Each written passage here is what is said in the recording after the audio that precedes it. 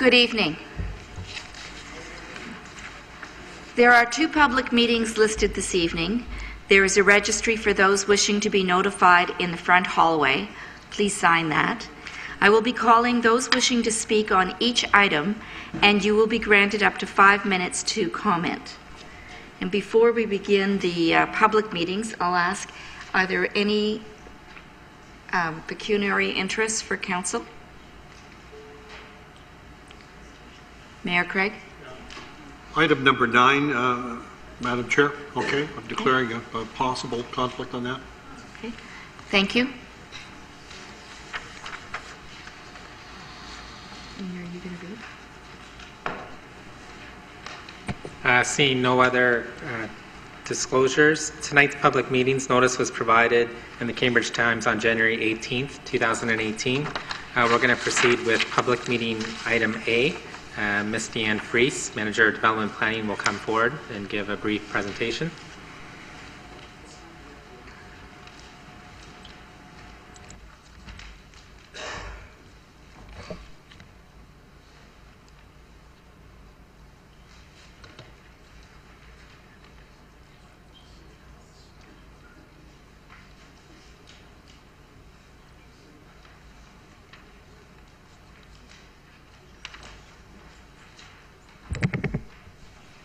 Hi, my name is Deanne Fries. I'll be presenting the information on secondary residential units for the report that was written by Paul Smithson. This is a public meeting, so I'd invite anyone that is interested in being notified of future meetings to sign the registry on the first floor.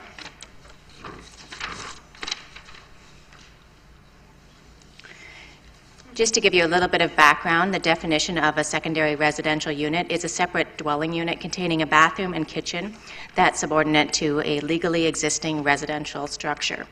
The benefits of allowing these types of units citywide in all residential zones is it creates affordable rental units, it assists with home ownership costs, and it allows intensification within built-up areas. There's also several considerations that the city will be looking at in reviewing this opportunity to allow in all residential zones, and those include building code requirements, the cost of installing these type of units so that they are safe, legal units, and also the neighborhood compatibility, such as parking, landscaping, and amenity areas.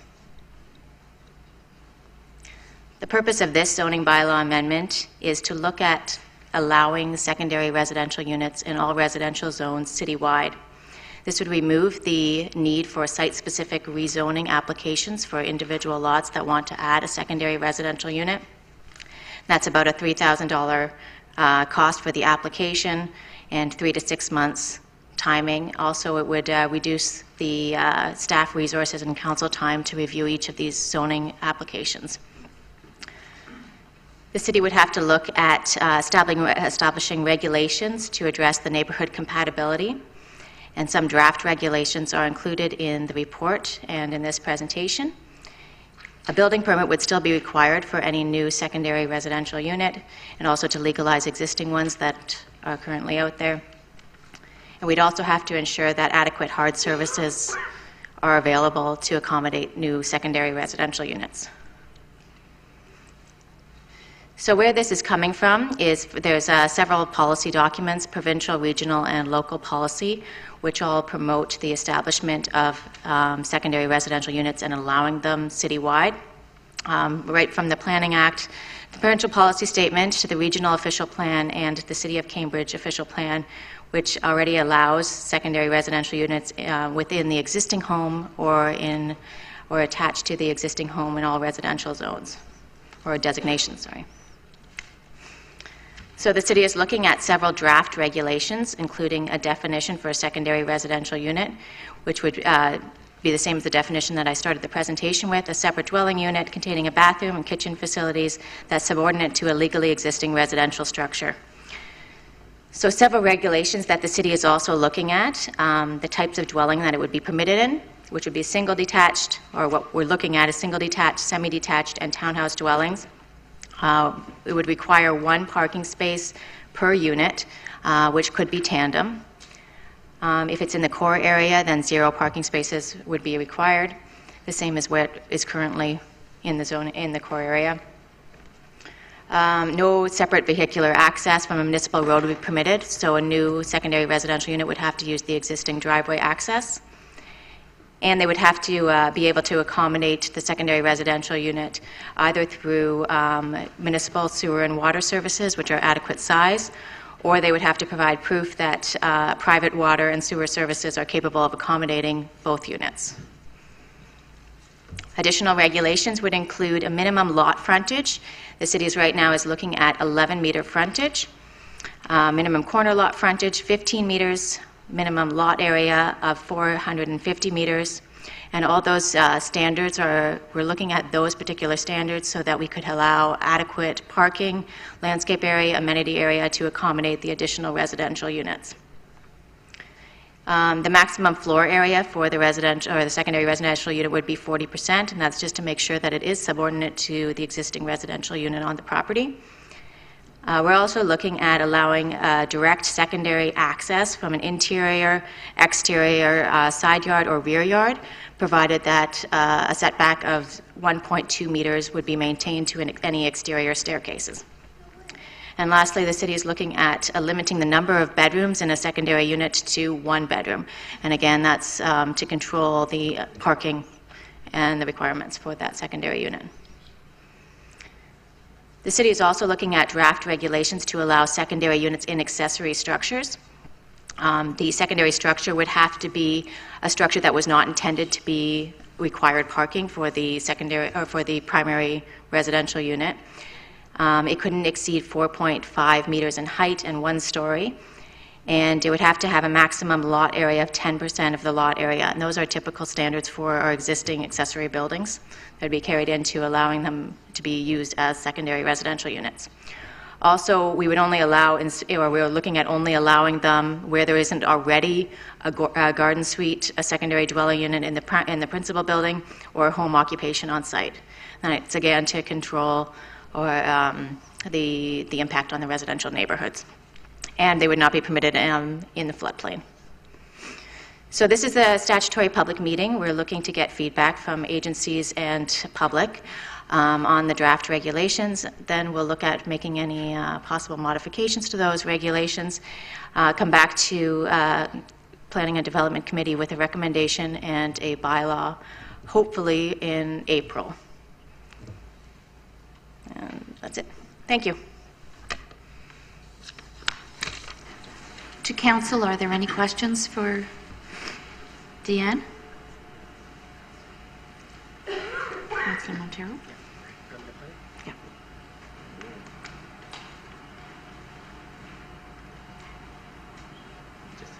Councillor Montero? Thank you. Through the chair, Leanne, when you said 1 bedroom, is you keeping that to the as the max you can have? Is that due to the parking only? We were looking at allowing only 1 bedroom, and the reason why is from our past experiences through site-specific zoning bylaw amendments and the impact on the residential neighborhood, the concern of residents. So we're proposing a 1-bedroom limit to limit the number of occupants that would be in the secondary unit. The building code limits by bedroom, so if there's only 1 bedroom, they can only have a maximum of 2 occupants. Now, this is under review, so we are open for comments. Yeah, so, but if there's, say, a couple that has a child, in the driveway, there's some of these older houses that have parking driveways that accommodate 4 and 5 cars. Mm-hmm. Say a couple with a child wouldn't be possible to accommodate. If the Planning and Development Committee and Council decide to accept these recommendations, their only opportunity would be to go to the Committee of Adjustment to get an adjustment to that 1 bedroom, to allow it to be 2 bedrooms or whatever. Still only 1 parking space would be required because the parking spaces are based on units. Yeah, I can see that. Mm-hmm. But the whole idea of this is to affordable housing, and we're defeating the purpose if we don't go that route. Mm-hmm. Thank you. Councillor Liggett? Through you, Madam Chair. Deanne, just for some clarification, and pardon me if I sound ignorant, but The downtown cores or downtown centers, right now, are they allowed to have zero parking at the moment, or is this what's going to change it? Because I thought we still required it. Yeah, the principal unit would be required to have, I think it's one space per unit, and then they have a 25% reduction, so they don't have to require visitor parking for those residential dwellings. So they would still be required to have the one space per unit, but a secondary unit, if established in the same building, would not be required to have an additional parking space. But right now, though, under our bylaws, Yeah. they are required to have a parking spot for the secondary unless council says no, right? No, well, right now, a secondary residential unit would require an amendment to the zoning bylaw in a residential zone. So we would have to determine at that time how many parking spaces Okay, we want to so, require. so this would change it so that No there zoning doesn't bylaw have to amendment be an is required. amendment. That's right. And that's based on the fact that there's transit, possible LRT, all Yeah. that sort of thing right now. Yeah. Okay, thank you. Councillor Mann? Thank you, Madam Chair, through you. Thanks for the presentation, Deanne. Just a quick question. If I understand correctly, you're saying that if there's a residence in the a residence that has a granny flat on either the first or the second level, they would not qualify to have a secondary residence in the basement. Is that correct? Yeah, it's one secondary residential unit, not multiple, yeah. Thank you. Seeing no more questions, thank you. Should ask if anyone speak. Is there anyone from the audience who would like to speak on this public meeting? Seeing none, I declare this public meeting closed. Recommendation first. Oh, sorry, then who has it? Councillor Adjade?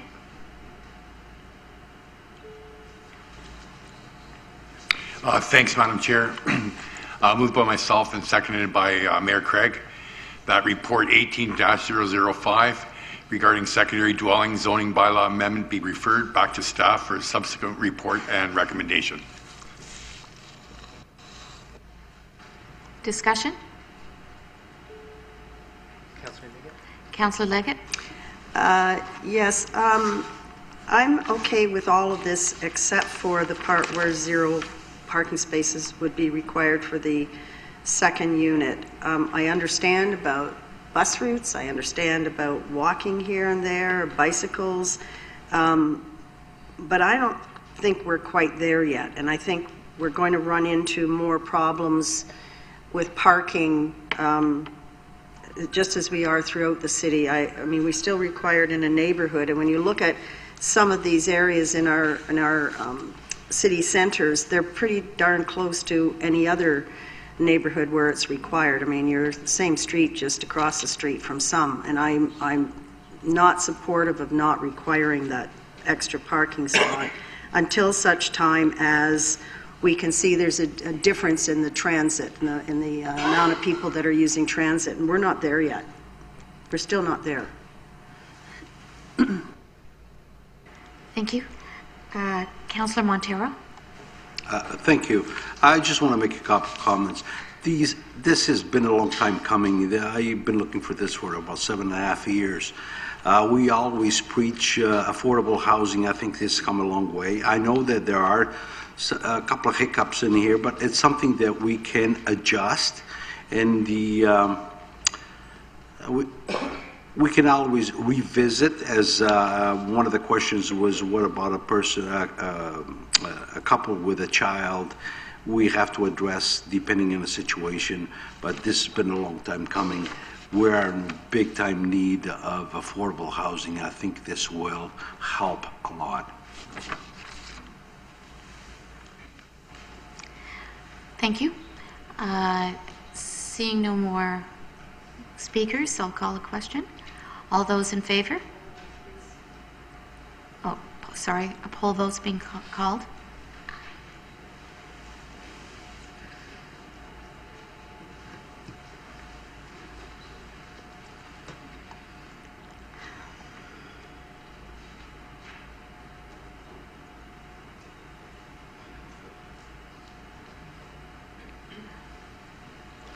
And the motion passes.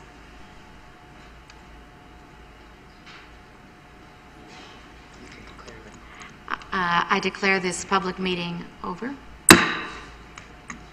Thanks.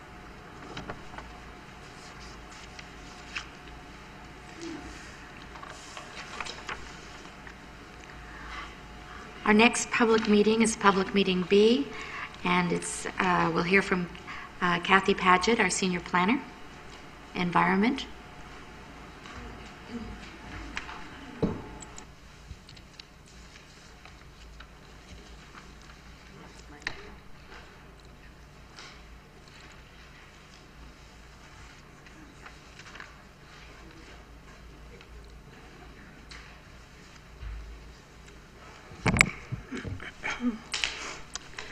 Good evening, Madam Chair, Planning and Development Committee, senior staff, and members of the public. This is a public meeting under the Planning Act for the North Cambridge Business Park Official Plan Amendment and Zoning Bylaw Amendment. Notice of this public meeting was given in accordance with the Planning Act. Interested parties are encouraged to sign the registry located in the lower level entrance in order to receive future notifications regarding this proposal. The subject lands are located south of Middle Block Road, east and west of Fountain Street North, north of Freeport Creek, east of Riverbank Drive, and the lands are entirely within the urban area boundary. Planning for these lands goes back to 2003 when the Regional Growth Management Strategy was approved by Regional Council. The strategy identified future development areas intended primarily for employment purposes. In 2009, the new regional official plan designated approximately 300 net hectares of land in this area for employment purposes, with lot sizes of mostly 8 hectares or more.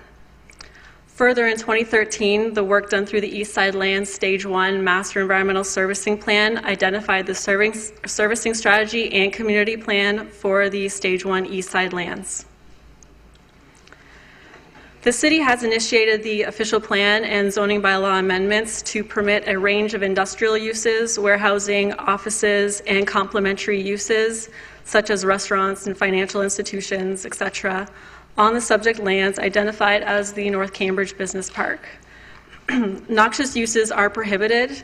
This includes any use that creates a nuisance due to dust, noise, vibration, emissions of gas, fumes, dust, or odor, and unsightly storage of goods. This map shows where the various uses are proposed to be permitted. So all the uses on the previous slide would be permitted within the entirety of the subject lands. Area 2 are the transition areas, which I will speak to on the next slide. In Area 3, in addition to all the uses, transport uses are being proposed to be permitted. And in Area 4, in addition to all of the uses, hotel, conference center, and banquet facilities would be permitted to be on that parcel. The green area are the open space, and no development would be permitted to take place there.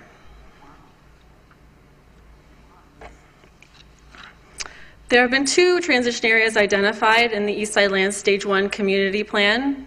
A 70-meter or 229-foot transition area distance was determined by consulting provincial guidance documents. The purpose of the transition areas are to minimize negative effects of future employment uses on existing residential uses. Development is permitted to occur in the transition area, but subject to a number of restrictions, such as industrial uses are only permitted within an enclosed building, no outdoor storage or speakers, and visual barriers. This image is illustrating the proposed visual barriers. It's proposing a chain link fence at the property line with an 18-meter planted area and a 2.4-meter solid fence on the employment lands. It's being proposed. Considerations for this proposal include land use compatibility, the restrictions, the size, and the visual barriers within the transition area. Environmental considerations include wildlife corridor and protection of environmental features. Heritage considerations include Riverbank Drive as a scenic route, and various properties within the study area are on the Heritage Properties Register. Development concerns ranging from noise, lights, dust, and traffic, the timing of development, and private wells and the obligation to connect to services, as well as public and agency input, will be reviewed as part of the recommendation report. The recommendation being made today is for this report to be referred back to staff for a subsequent report and recommendation. Staff anticipate that the amendments will come forward as multiple recommendations for smaller geographic areas to recognize different development interests in this area. Thank you. Are there any questions? Council, any questions for Kathy? Councillor Devine? Yes, thank you to the chair. Thank you for your presentation, Kathy. A couple questions. Looking at attachment 1 that we have in our document, you'd indicated that area 4 was for hotel, conference center, and banquet facilities. Yes, in addition to all of the uses permitted in the area, in area 4, the additional use of hotels and banquet facilities would be permitted. And can you go back to your slide for area 2, please? Sure.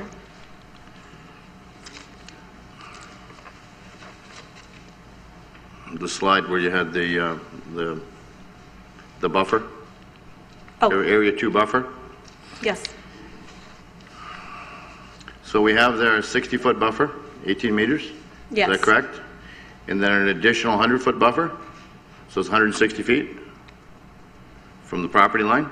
Well, this was just an estimation of some of where the residential houses sit and how deep their lots are. Okay, the concern that I have, the way it's written up here, area 2 can be used for industrial uses, assembling, processing, manufacturing, communications, etc.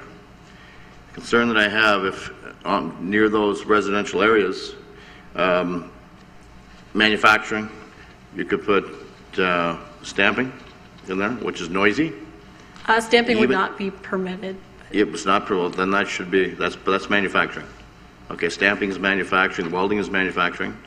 I'm a little bit concerned the way that I think we need to get a little bit more specific, because if we have like a stamping area in there, it will, even though it's enclosed, the vibration runs right through the ground.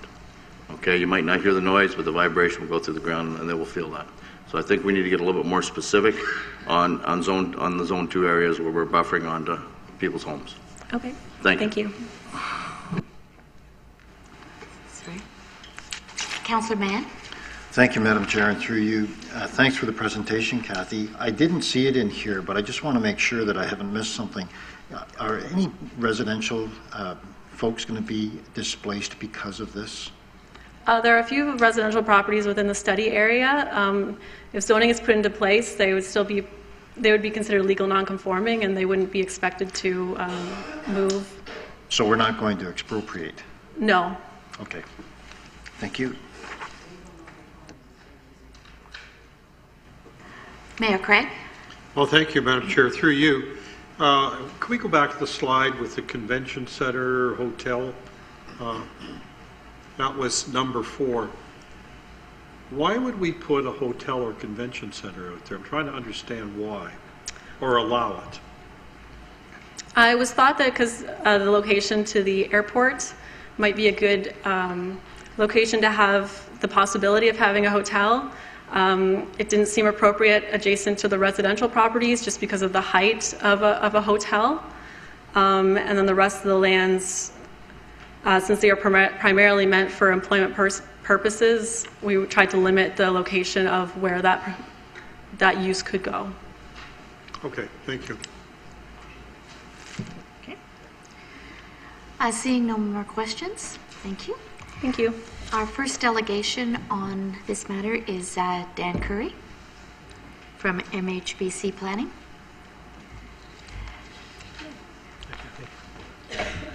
We seem to see a lot of you these days, Dan.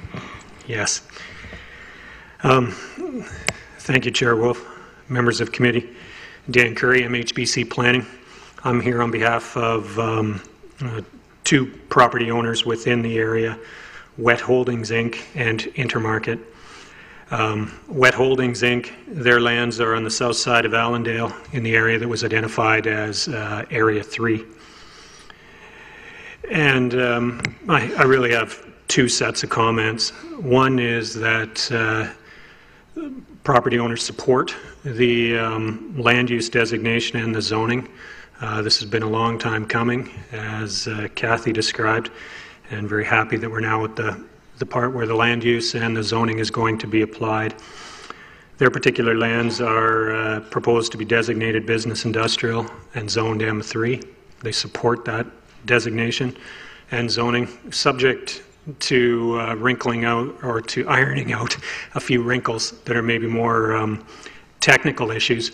We've prepared a letter. We've been in conversation with staff, and I'm sure those wrinkles can be resolved. And I won't go through them all, but just on the record, since it is a public meeting, one of those relates to the floor area restrictions on warehouses. There really should be a distinction between the standalone warehouses and the warehousing component of a manufacturing building, and that can, and probably the 25% is too low. And secondly, the zoning mechanism should be modified a little bit so to be more equitable and fair across all property owners. Again, those are things that can get ironed out. The second technical issue is around the hold provisions. There's a number of them that were proposed to be applied. For Wet Holdings Inc., there would be 4 hold provisions. And I think a couple of them are problematic, particularly the hold provision that would require an environmental impact assessment to determine the setback from the environmental areas. Requiring an environmental impact study to determine the setbacks isn't the issue. That would get determined through the land development process, whether it be a plan of subdivision, site plan already, so the hold really is unnecessary. And then the second one, on the hold provision, this hold number 6 only applies to Wet Holdings Inc. And the issue here is that the hold provision, the way it's worded, is not clear. It's not clear what you would need to do to remove that hold. Again, that can get ironed out through work with staff and the language and whatnot, and I'm sure there's a couple of different ways that can be dealt with. So we're happy to continue to work with staff on the technical issues. We support the overall progress, the OP designation and the zoning.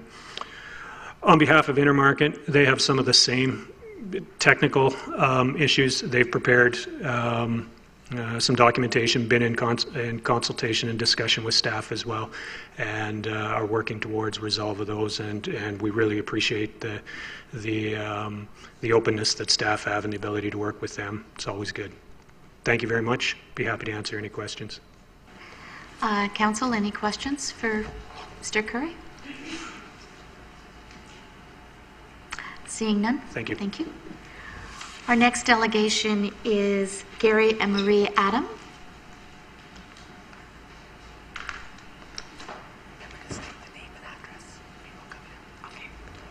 Okay.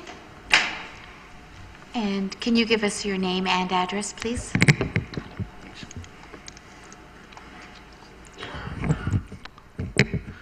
Good evening. Gary and Marie Adam, 318 Riverbank Drive, Cambridge. We're here to address our concerns regarding the transition area in front of our home at 318 Riverbank Drive. We have lived in our home for over 40 years and yet have never objected to the development of the East Side lands, as they were called in 2006 when we first went to the region meetings, and now the Cambridge North Business Park. Disappointed, yes, but we have never objected. The discussion with the East Side land studies started back in 2006. We have attended almost every committee meeting since then. We've asked questions. We have submitted 4 different documents for consideration, and at each point in time, we were told that our comments were valuable, that they would be taken under consideration, and yes, there would be a buffer transition zone in front of our home. So,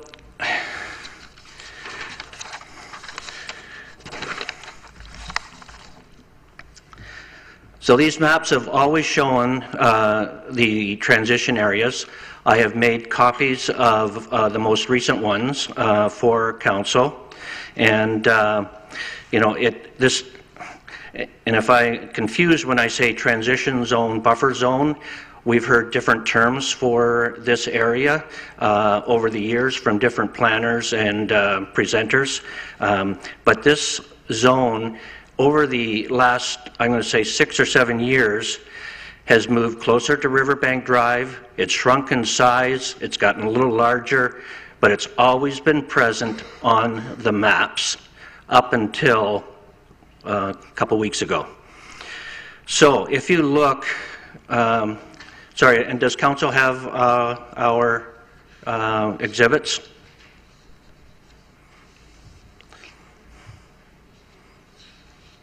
Yes, page 369 Thank you. on our agenda. Okay.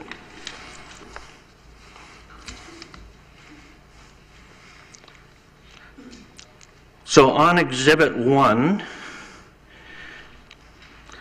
this is a map from January 31st, 2013, and it shows the transition area in front of Riverbank Drive, extending all the way from Allendale to Middle Block. So am I clear with everyone on that? All right. For council, it's page 372. Sorry. Okay. All right. So again, Exhibit 2, which will be page whatever, again, we show the transition area extending all the way from Allendale to Middle Block. And, pardon? And 3 and 4 as well. Right. So 3 and 4, the same thing. Our exhibits 3 and 4, maps that were taken from 2015, 2017.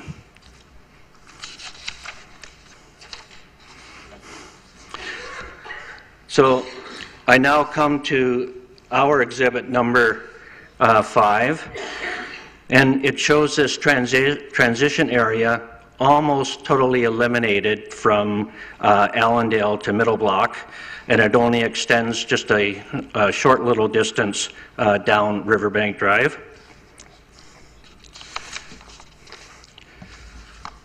And then I jump to exhibit number 6, where this transition area has completely disappeared. In front of our home. Right. All the way from Allendale to Middle Block Road, it's gone. So I think also to, add a little bit of insult to injury, there's also going to be a major transportation corridor running very close to Riverbank Drive, all the way across, again from Middle Block to Allendale, and then on to Highway 8, to service the employment lands. And they're going to be completely within sight and hearing of our property. Yeah, without this transition zone. One last observation. In all of the documentation of December 14, 2017, it's noted that Riverbank Drive is designated as a scenic route and shall be preserved as much as possible. How can this possibly be without a transition area? So we can't possibly share all the information we have gathered over the past 12 years, since we only have 5 minutes. However, I hope that this, we'll call it short and concise presentation, helps you understand our situation and position. We have lost faith in the community input process, lost trust in what we have been told, and are now wondering if info gathered in the environmental studies, transportation studies, etc., are going to be implemented. At the beginning, as I mentioned at the beginning, over the years, we have never liked the zone change from agricultural to employment, but we've never objected. I think we've all seen what Toyota has done for this community, and we realize this is progress. Now, upon learning that we are not going to have a transition zone with the various features of berms, trees, shrubs, etc., we are objecting to this zone change. So, thank you. Thank you very much. Questions from council? We have Mayor Craig. Well, thank you, Madam Chair, through you, and I appreciate your comments this evening. If the transition zone that is being suggested is 70 meters or 229 feet, if that was reinstated where in fact you're living, would you be satisfied with that? Yes. Okay. Good. Thank you. No, that's all I need to know. Thank you. Councillor Mann. Thank you, Madam Chair, and through you. Thanks for your presentation, and thanks for your perseverance and patience in dealing with this, because you've been dealing with it for a very long time. And much like Mayor Craig's question, you live between Middle Block and Allendale on Riverbank? Correct. And again, my question was the same, that if that transition or buffer zone was reinstated between Middle Block and Allendale, that would help? Yes. Thanks. Now, there is a piece of land between Riverbank Drive and the employment lands that is private land. I do not look at that as being the buffer transition zone. That land can be just a cornfield, a hayfield. I'm not expecting that to be transition zone. Right. Okay, thanks. Okay. Councillor Liggett. To you, Madam Chair, I'm not seeing, sorry, it's not a question for you, more of a question for staff. I see on page 36 of the draft when it speaks to the cultural heritage, the scenic route of Riverbank Drive here, which the delegates have mentioned. But it says, depending on the nature of the proposal, HIAs may be required at the time of the site plan application, but it only addresses 4 properties here. And then when I look into the proposed zoning bylaw amendment, there is no mention of it being a scenic route or protection for the houses all along there. So I'm wondering, how would we even deal with this in the future? That's a question for staff. Yes. Kathy? Sure. In future recommendations reports, we'll make it more clear about when the heritage impact assessment is required. I realize it's not as clear in this version, so I've been working with Laura Waldy, the heritage planner, to make that wording more clear, as well as Riverbank Drive as a scenic route and what that means for clarity. And through the official plan amendment, through the zoning, it's more difficult to deal with that. The specifics of the heritage impact assessment, but we'll endeavor to make it more clear for future recommendation. Follow up? So, to me, that should be in the bylaw amendment. So are you saying that it's going to be in the bylaw amendment? Because this is just a draft here, right?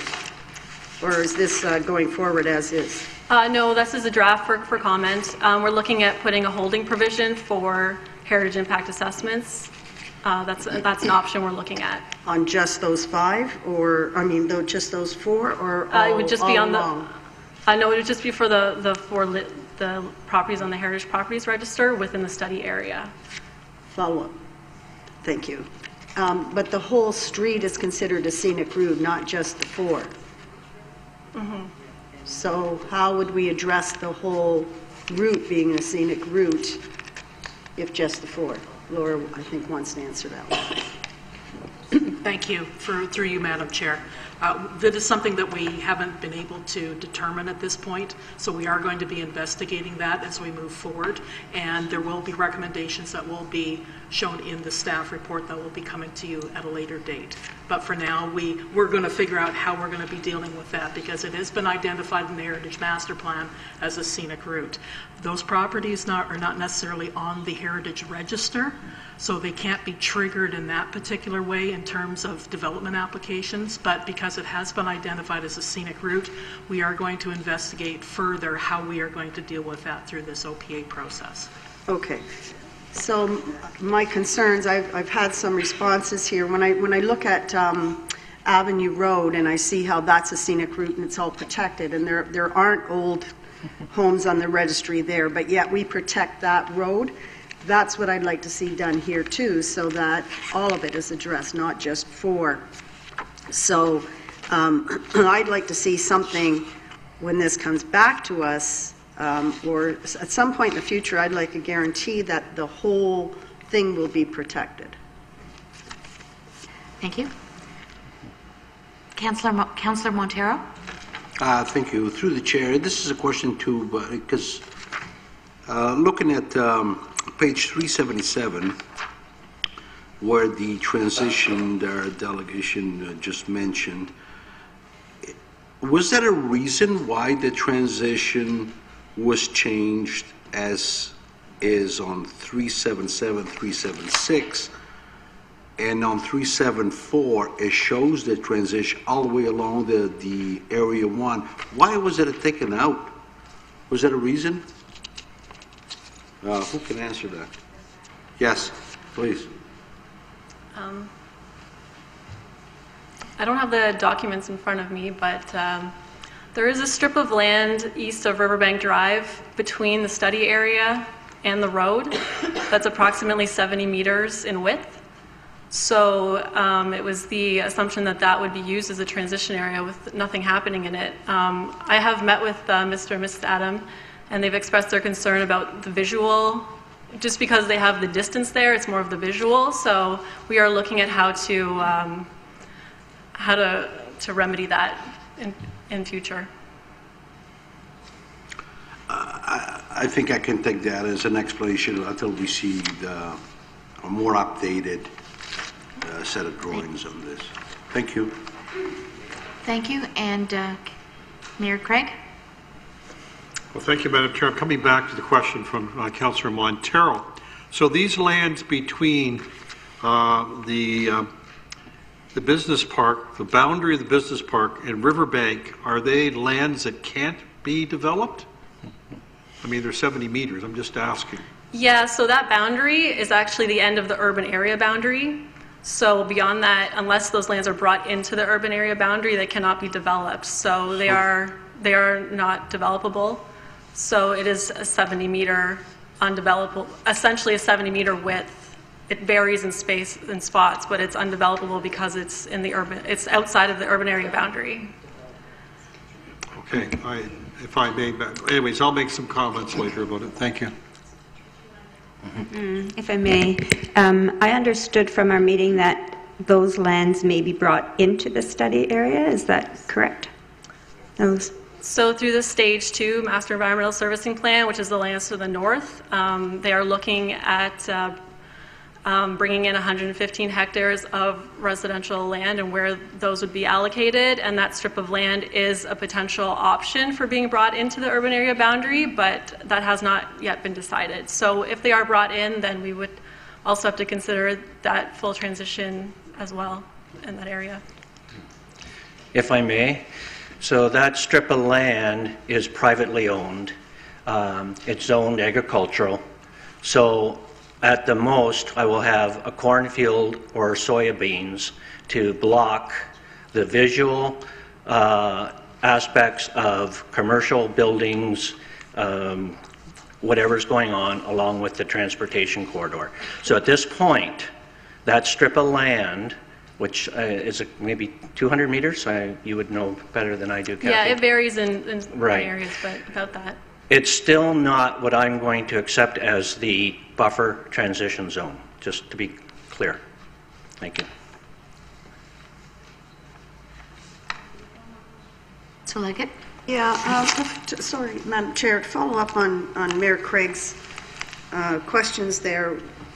Sorry, again, it's for staff.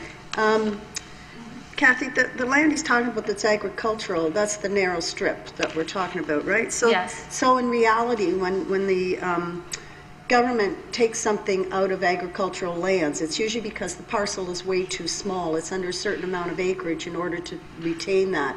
So at some point, very quickly probably, somebody's going to go in and say, I want that rezoned and taken out of agricultural. So these people here, their very fears are going to come to pass, correct? Well, if they're still outside of the urban area boundary, we wouldn't be able to receive a zoning application. An applicant would have to go through the region and do a regional official plan amendment to bring lands into the urban area boundary, which I don't know if would really be entertained based on the process that we're going through now to identify lands being brought into the urban area boundary. Right, so that's very likely to happen at the regional level, like it did in the Blair area, the same thing. To bring them into the urban area boundary? Yeah, because of the size of the number of acreage. Well, I think it was intended for this strip to always be outside of it to act as a buffer. So through the stage 2 process, we're looking at options of what lands to bring into the urban area boundary, and that is an option, but there are various options being looked at right now. Okay, thank you. Thanks. Thank you. Our next delegation is Kathy Murphy.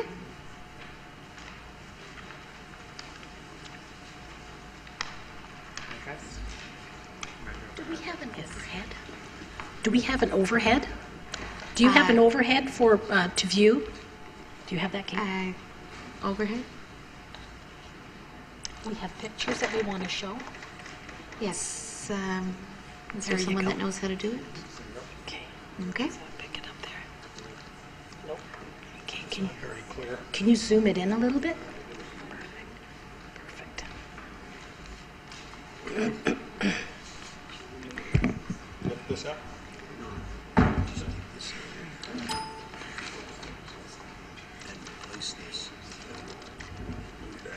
How many? Okay, thank you so much. Good evening, Mayor Craig, Madam Chair, members of council. My name is Kathy Murphy, and our family owns a small farm located in the area Excuse called... me, can I have your address, please? It's for 4050 Fountain Street North. Thank you. You're welcome. It's for the East Side lands. We have 2 houses on the property, as well as a barn and an outbuilding for storage. There exists 2 bushes behind the buildings that have been recently designated as environmentally sensitive policy areas. Our problem is that the Region of Waterloo has designated the same area as large lot industrial, and as you know, the environmentally sensitive policy areas, which is in itself called an island or a unit, to the environmentally sensitive landscapes are labeled as sensitive lands. The provincial policy statement and the documents in the regional official plan state that when sensitive lands are not compatible with industrial development. Our dilemma is that Cambridge Planning has a mission, a goal, and that is simply to pass the Region of Waterloo's request for large lot industrial development, and we have no regard for the adverse conditions that exist to this request. It appears no one wants to open this can of worms and address the problems and do their due diligence before actually rezoning these lands as large lot industrial. I have attended all the meetings, read all the handouts, scoured online for more information, and what I have seen so far for the farm is one. Not only has the city and the region proposed industrial development on lands that are supposed to be protected from industrial development due to the environmental sensitive lands, but they have actually proposed a combination of large lot industrial, small lot industrial, and commercial. Number 2, the Cambridge Planning was to have a focus group, and this was to be established with the Stage 1 area citizens to work with staff in developing the proposed policies and zoning regulations that would then be presented to the public for review and comments. I have asked to be included and have made more speeches and attended more PICs than I care to remember. Who sat on this committee? Who gave the information? Because we know our neighbors and we talk, and no one knows who was involved. That tells us this focus group never did happen. My suggestion to the planning department has been to not designate the lands closest to Fountain Street as industrial, but leave it as a mixed development, using the designated ESPAs as boundaries and as buffers themselves. This will alleviate the problems associated with creating the area known as the transition areas. And you'll see here in our farm, right here, we have 2 outbuildings. One of them contains a barn and outbuildings out the back for storage. It almost goes back to the bush. Cambridge did not put transition areas behind our property. We're not sure why. The email reply that I received was their expectation was that our property, we would just tear our houses down, tear the buildings down, and let large lot industrial go. And we're not going to do that. Okay, so, and we want transition put behind our property as well, the same as Bannock Road and Riverbank Drive. Okay. We do not want our residential houses and our barns and so forth to be changed to the legal non-conforming, which it will once it's put in place. As we see it, there is not only large lot industrial development being proposed for our acreage closest to Fountain Street. With the transition areas behind our houses and outbuildings, there will not be the 8 hectares for development. As well, small lots such as daycare centers are suggested for the development in the transition areas themselves. As it stands now, the regional official plan states that large lot development greater than 8 hectares is suggested, unless otherwise compromised by the design limitations, and this is to be associated with environmental features and property configurations or existing development. As they mention, major urban greenlands also, which is the ESPA designated behind the farmhouse. There is to be provisions of providing long-term protection from inappropriate development and no adverse effects on the valued characteristics of the environmentally sensitive policy areas. So, my purpose tonight is to plead with you, the Mayor and members of Council. Please stop this runaway train from going off course and instruct the Planning Department to follow their printed directives before it is too late. As it stands now, Cambridge wants to rezone the lands west of Fountain Street, east of the environmentally sensitive policy areas, also called environmentally sensitive lands. These they want as large lot industrial, but the suggestions for the developments, a lot of them are primarily small lots. Thank you. Thank you. Kathy, is there any questions from the council? Councillor Mehta? Thank you, Madam Chair. Through you, just to clarify, so this mixed-use transition area that you're looking at, would you be fine if there is some employment in the form like of office space, but you know other uses too, like commercial and residential, like kind of like a mix of everything? Yep. A mixed bag. And actually, we have made a proposal to the Planning Department that shows a perfect fit with small lot development, and it fits perfectly right in, protects the environmental area, and acts as a good buffer for Bannock Road residents as well. And a quick comment, if I may, the reason I ask that is because the province is concerned about municipalities rezoning their employment lands, because that's happened a lot in places like Stony Creek where they have the power centers and they have subdivisions and then they don't have room for industry to come out. But I think I am open to this idea because employment can take place in many forms. Thank you. You're welcome. Mayor Craig? Well, thank you, Madam Chair. Going through you, and I'm just wondering if staff can answer this off the top. I do agree with the delegation about the 8-acre lots. I'm wondering how many 8-acre or larger lots we've sold in the last 5-10 years. Do we have any idea off the top? Or can we get a report to that effect?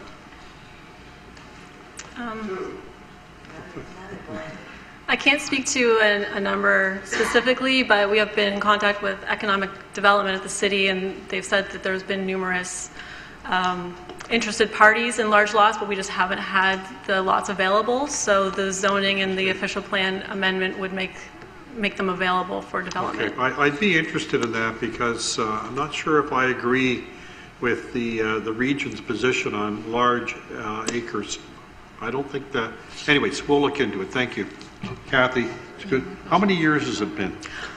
We're family now. No, I know we are. Okay. It's been at least 10 years, hasn't it? It's been since 2002 when the first Hespeler West Watershed Study came out.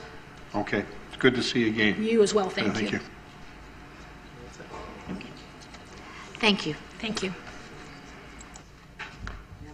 And we'll take your question for direction, Mayor. Christine Ryer?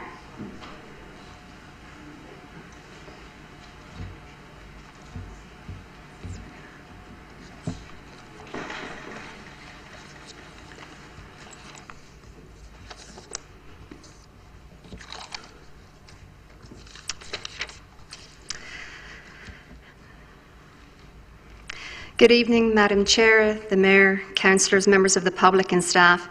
My name is Christine Ryer. I live at 870 Riverbank Drive, and I'm here to speak to the North Cambridge Business Park Official Plan and Zoning Bylaw Amendment. Overall, I support the recommendation for the report to be referred back to staff for a subsequent report and recommendation. However, I do have some concerns. As is acknowledged on page 2 of the report, this is not a complete report. Far from it. It is a partial draft submission, and yet this is the only statutory public meeting that is required. So in effect, we are asking the public to give input on an incomplete application. If we're going to refer it back to staff, can we please ask staff to host another public meeting when the full report is being considered? That the meeting be advertised and all interested parties be invited to participate so that they can be part of the conversation about significant elements that have not yet been determined, such as the potential imposition and costs of any public services on homeowners, development, industrial and residential along Riverbank and to the west of Riverbank Drive, road access and traffic, and the profile of the streetscape. These are just some of the key outstanding issues.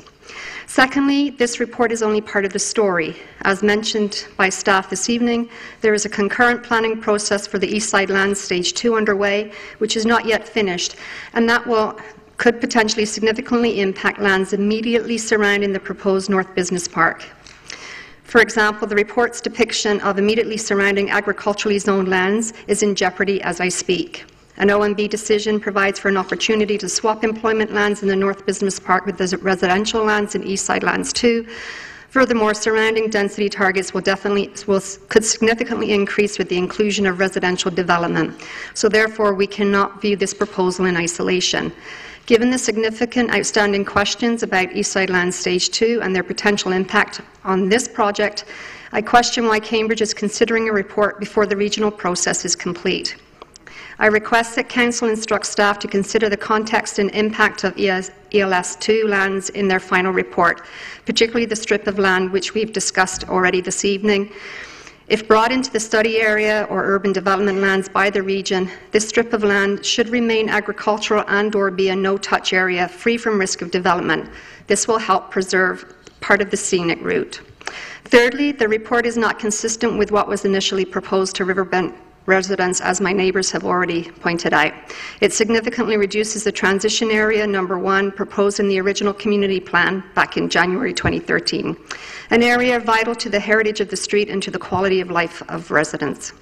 The reduction of the transition zone, together with the potential impacts of the East Side Lands Stage 2 options currently before the community, will in effect destroy the natural and built heritage of Riverbank Drive. It will become another anywhere and nowhere suburban subdivision. Please make the recommended minimal transition zones no-touch transition zones to allow a naturalized zone between residences and development, thereby preserving scenic views and preserving privacy and quality of life. Fourthly, the report fails to protect in any significant measure built or natural heritage. Our award-winning Heritage Master Plan is very clear. This last scenic drive should be preserved.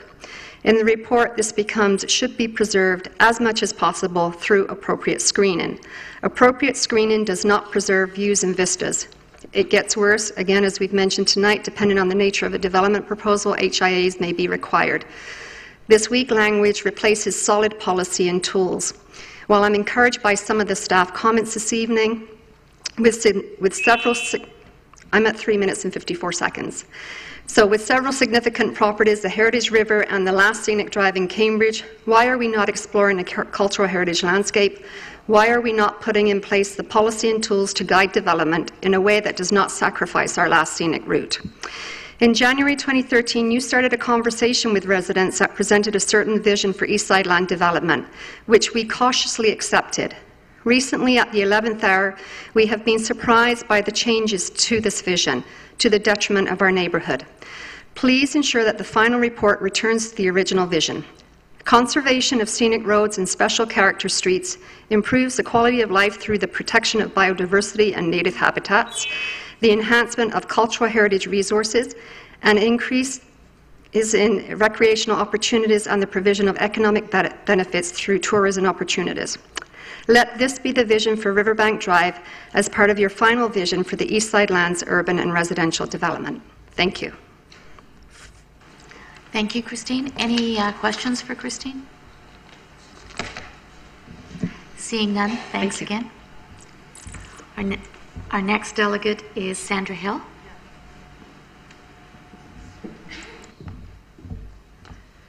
Good evening, Council. I've heard a lot about the East Side, and my name is Sandra Hill, 420 Pine Bush Road, Cambridge, Ontario. And I've had this happen to me on Pine Bush Road.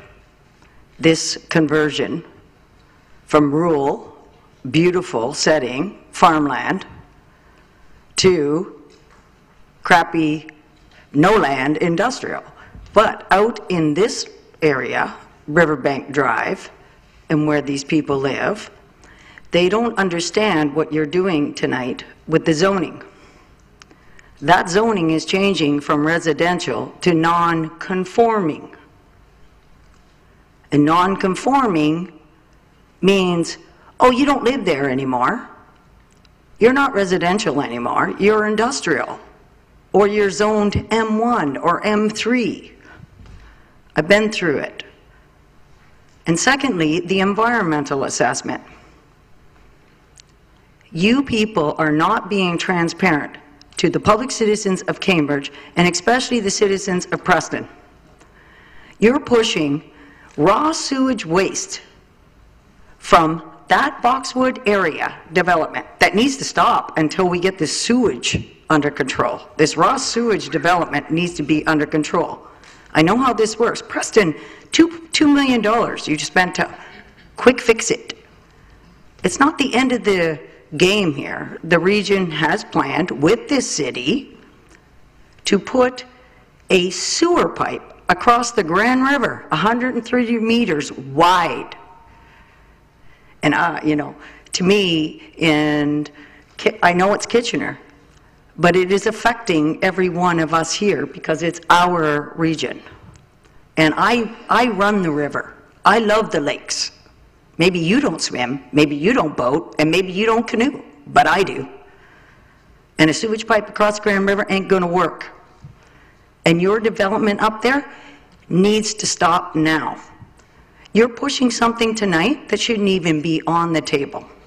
Who's paying for the pumping station? These people don't even understand cost. Who's paying for that? The taxpayers of the city? And where is this pumping station pumping raw sewage from? Crossed down Fountain, and then across over by the Matney development, and then to another pumping station down to the Preston treatment plant? You people aren't even considering what you're doing to the citizens in Cambridge. This is totally wrong. This is wrong development, and you knew about it for years.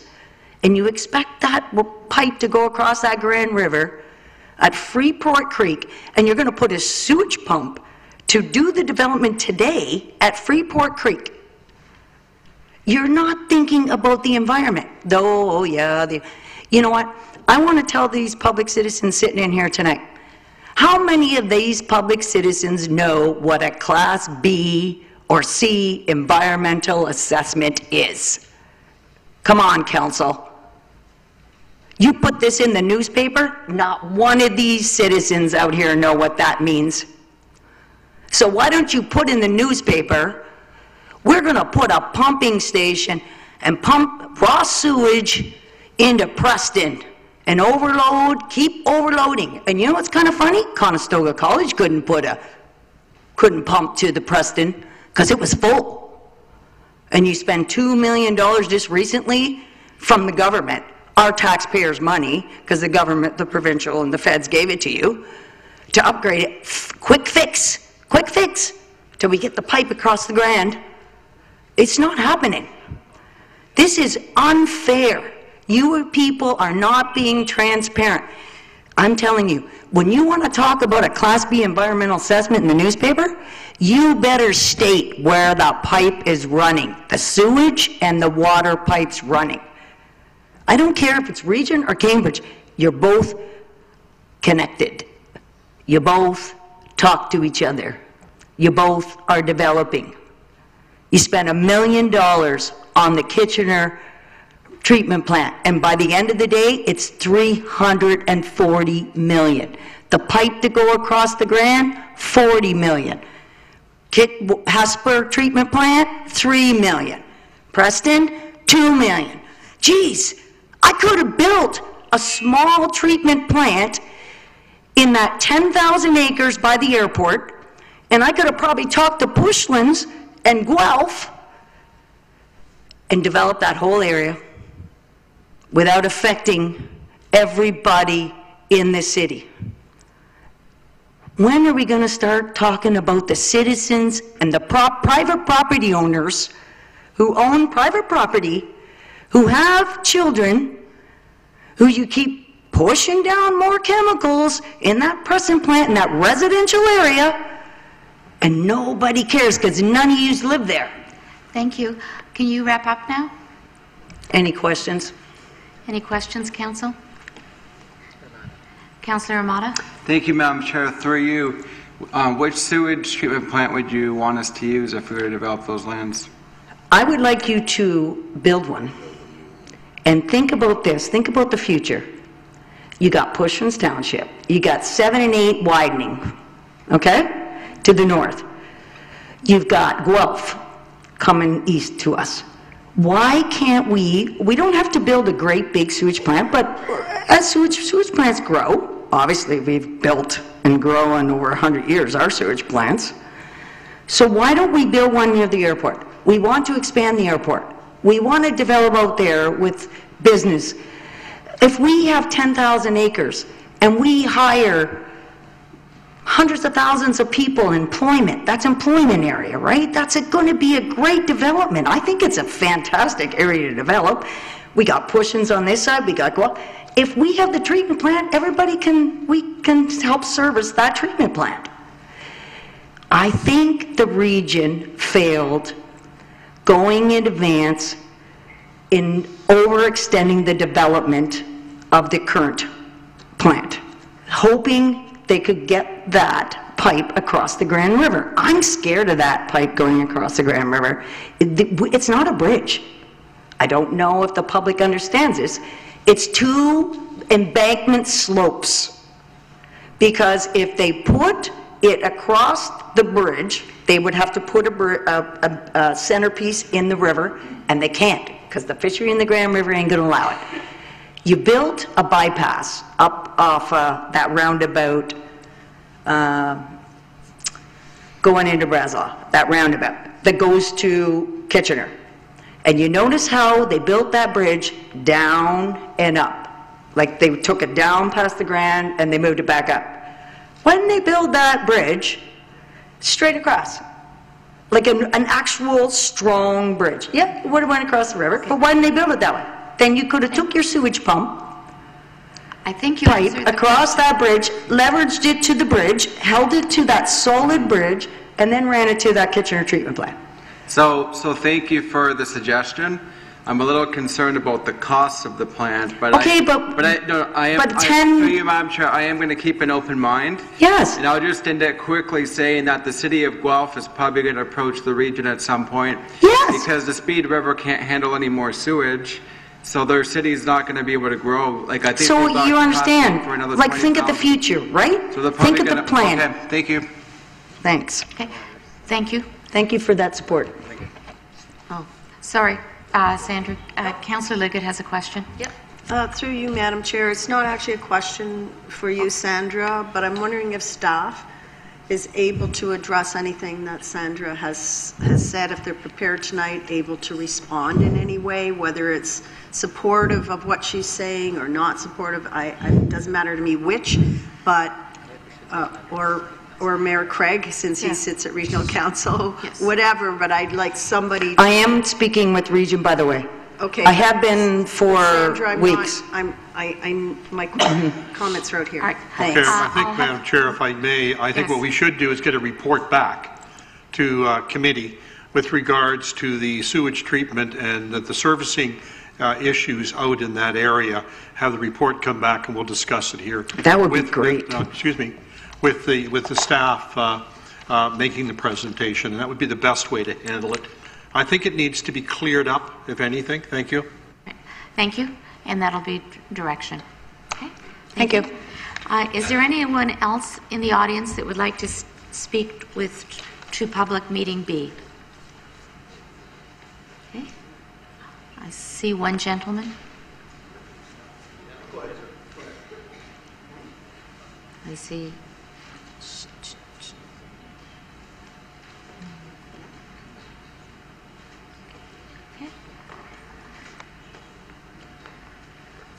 Okay. Good evening. Good night. If you could Peter New from Bannock Road. I have a couple concerns.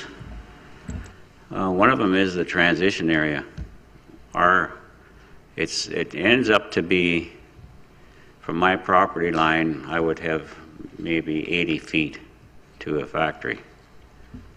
Okay, and my house is 75 feet from the property line. And my neighbors are roughly the same. Some of them are even closer. And I have a big concern with that. They keep mentioning 229 or 70 meters, 229 feet, but that's just not happening. And I have a big fear for, and the neighbors do, for noise. And they have noise now from Loblaws and lights. The lighting from Loblaws. So I just can't accept that short distance. It just doesn't make any sense. And also, there's no classification of the industry in the reports. And I looked on the provincial guidelines, and it's Class 1, Class 2, and Class 3. Class 1 is daytime operation and a buffer zone of 70 meters. And Class 2 has a buffer zone of 300 meters. Class 3 has a buffer zone of 1,000 meters. So there's nothing mentioned on that report or the information they send out. So does that mean that they could just put a Class 2 operation in there? You know, like, I'd like that clarified. I don't want, I can't see somebody putting in a 20-acre building and running it on Class 1. It wouldn't pay them, I don't think, to pay for the building. Another thing was, sticking with the buffer zone, there's a gentleman on, I think he's here tonight somewhere, on Allendale, whose house is very close to his property line. So he would have a real problem with that buffer zone. Another thing is I contacted real estate people, and I asked them about property value he couldn't give me a definite answer, but he said there would be a definite impact on property value. So I'm wondering what could be done in that case, whether the city would compensate in some way, and taxes too. So I think that's about all I got lots I could talk about it, but I'll leave it. I mean, this has been going on for years and years, so if anybody has any questions, I'd be happy to try and answer them. Okay. Council, any questions for the delegate? Okay. Seeing none, thank you very much. I can't hear you, sorry. Oh, thank you. There's no questions. Okay, thank you. Thanks. Is there anyone else from the audience who cares to speak? And please state your name and address. Yeah. John McCash, and I live at 28 Todd's Road, Township of Seguin, Ontario. And I just wanted to make a few comments here. I know that it was about as predictable as Kathy Murphy standing up and Mrs. Ryer standing up this evening when I appeared before you last March. And at that time I said that the concern for the people at Riverbank Drive is a major concern that has to be addressed. It wasn't addressed, and this plan is now being presented. And at that time, if you can recall, I suggested that the area west of the new corridor road be the buffer to buffer the people in Riverbank from the development that's going to take place to the east. That didn't happen. But one thing I've also heard here this evening is there's a developer in the crowd who wants to come in and he wants to do something really good for this city. I've heard about it. I don't know a lot about it.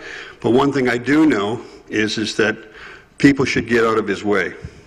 All I do know about it in talking to him is that the people down there at the Creekside development have been waiting a long, long time for permission to go ahead with their development. And I'll also like to point out then that my client's properties, the Murphy's properties, they have several properties, but the one that's on the northeast side of Fountain and Riverbank Drive was previously included in this study area. It got removed. Why it got removed? Not really sure.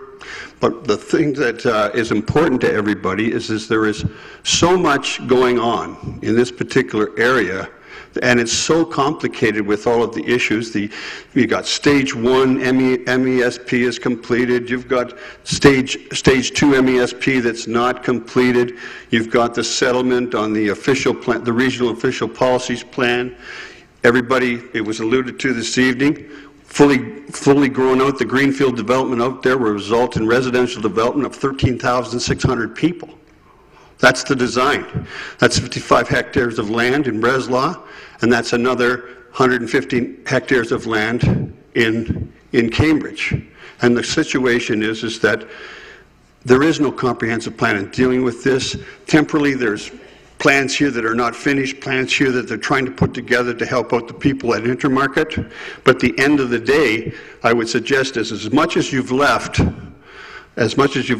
one of the Hammer Murphy properties out of this development, I would suggest that, given what I've heard, you leave most of those lands out of this proposal, save and except for those that are the Intermarket property, which are those that are north of their existing properties, as well as the ones that are at the bottom of this drawing, as well as the Hofstetter farm, so that in fact they can be dealt with now and that they can move ahead, because there's just too many questions remaining north of those properties, right? There's just too many questions remaining that haven't been answered. So if they would consider maybe breaking this into 2 phases for the official plan amendment and the zoning bylaw amendment. Coming back to that, I would also suggest that there be a completely revisit of the regional policy asking for 8-hectare development of strategic industrial land. In answer to the question, I think that the mayor had, there's only one property. There's only one property other than the Loblaws property that is that size, and that is the 40-acre parcel at 17 Vondro Drive, which was a failed development, which is now, and we're all happy to know, producing suitcases. But the balance of it, there is no demand for large industrial lots in this community, unless there may be, the market makers may tell you that there is, but I know of none. And then last, with regards to servicing. Servicing is so complicated here in this whole issue. We met with the Murphy Hammer family, and I met with staff. We met with regional staff and WSP, their consultant, and we said, we're concerned about the staging of all this development, of all this servicing. When will we know that? Because now we've heard that you've authorized the design of the lift station and the design of the servicing to accommodate the decision that was made there in June.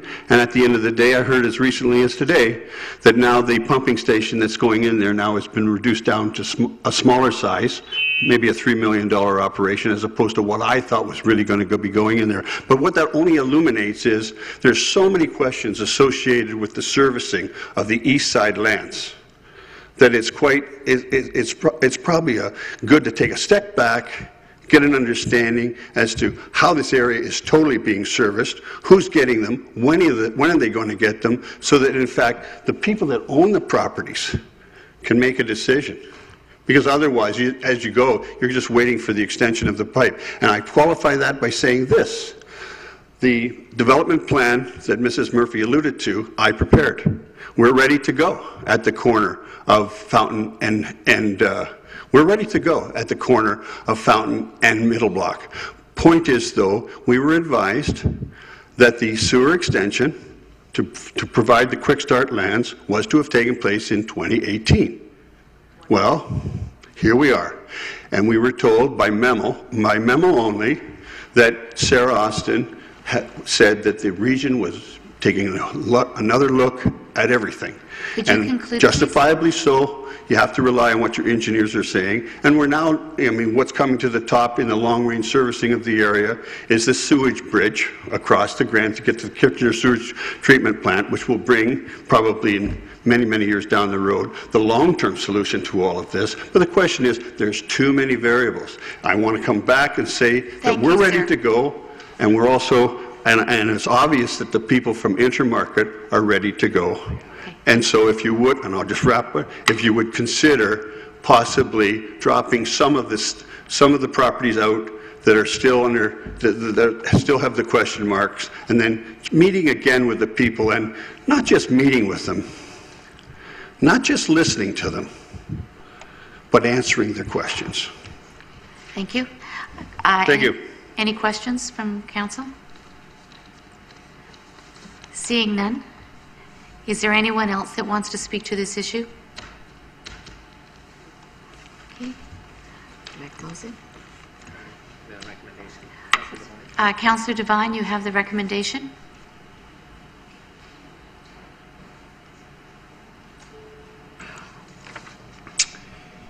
Moved by myself, seconded by Councillor Montero. Public meeting report, North Cambridge Business Park, official plan and zoning bylaw amendment, Ward 1. Recommendation that the committee recommend to City Council that report number 18-012 CD re North Cambridge Business Park official plan and zoning bylaw amendments be referred back to staff as for a subsequent report and recommendation. Okay. Any discussion? Councillor Mann. Thank you, Madam Chair, and through you, there has been a lot of discussion about this tonight, and one of the things that I've heard probably from most of the people who have come forward is that I don't think they feel that they've been heard. I think there are a lot of questions that the public still have. This has gone on for a very long time, and I know of one PIC that we've had, and I think, is that really sufficient to answer the questions that the public have and to give them the opportunity to fully understand what's been going on? And I think we could do a better job than what we have done, because it is a big initiative that we're undertaking, and I think it involves a lot of people. And I think we have a responsibility to make sure we keep the people who are affected by this as informed as possible. And so I think one of the things we need to do is make sure that we get back to get back to the public about what's going on. Does that mean that we put this off? Should we put this off longer to make sure we keep the public informed about what's going on? I believe we need to do that. I believe we need to have more interaction with the public, and I would like to see that take place.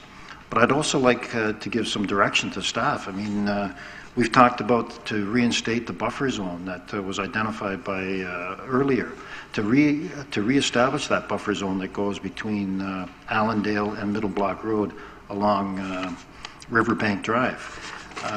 Other things such as maintaining the scenic road designation, that has to be maintained and preserved. There are a number of things, and I could go on, but I think we need to take baby steps in this. And I know we're going to say that it's been going on for a long time, but this is probably the last industrial land that we have available in the city. And we want to make sure we do it right. We don't want to rush into it, and I think if we do take baby steps, we'll do it right. And I would like to see us put it off and make and give the community the opportunity to interact with staff and to answer those questions and make sure the community is fully aware of what's going on. We've heard about things such as rezoning, and the people who live there now become almost tenants in the area that they used to be zoned properly for, and I don't like that. I don't like that feeling. I don't like that to be the case. I want the people who live there to feel that we're looking after them. That's our responsibility, to hear them, to look after them, and to make sure that if we're going to do something there, we take into consideration everything that they have said and would like to be considered. So again, I think we've heard about the servicing of that particular area as well. But at the end of the night, I think more than anything, we need to make sure that we give the folks, the people who live there, the opportunity to hear what the answers to their questions are. And I know staff have worked hard on this, and it takes a lot of time. It's a big parcel of land. But at the same time, the people who live there, we have got to give them the full answers to all the questions that they have, and to make sure that they have the opportunity to ask those questions and to get the answers so that they know what's going on too. Thank you. Mayor Craig? Well, thank you, Madam Chair. And in the same vein as Councillor Mann, I think there are a number of issues we have to deal with. I think, first of all, a servicing review, just to go over the servicing that's being proposed in those areas to get a clear update about what is happening. We don't need a 2-hour lecture. What we need is about a 20-minute review of what is happening out there, and to be relatively satisfied that the region and ourselves are on the right track. I think the other thing too is this transition area. I don't think we can designate a transition area until the lands between the boundary of the park and of the business park and Riverbank Drive are dealt with. There's those lands that are like essentially dead lands, and we have to deal with that in some manner. And I don't see how we could set transitional zones until those are dealt with, and then we can set the transition. But I think there have been a number of comments to that effect about concern. The extra meeting, I think, is well warranted. We've done it for Saginaw, we've done it for Cambridge West, and I see no reason why we couldn't possibly, having this come forward into an extra meeting, and a number of the questions can be answered.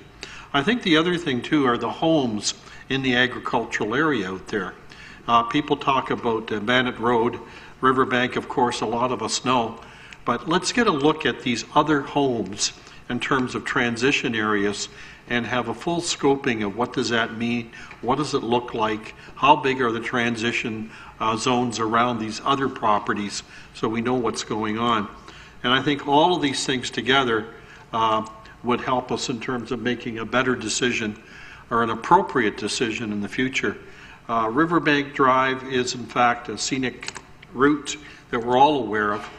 It reminds me of Avenue Road, parts of Avenue Road and Black Bridge, those areas, and I think we have to do what we can to make sure that we maintain them for the future of the city.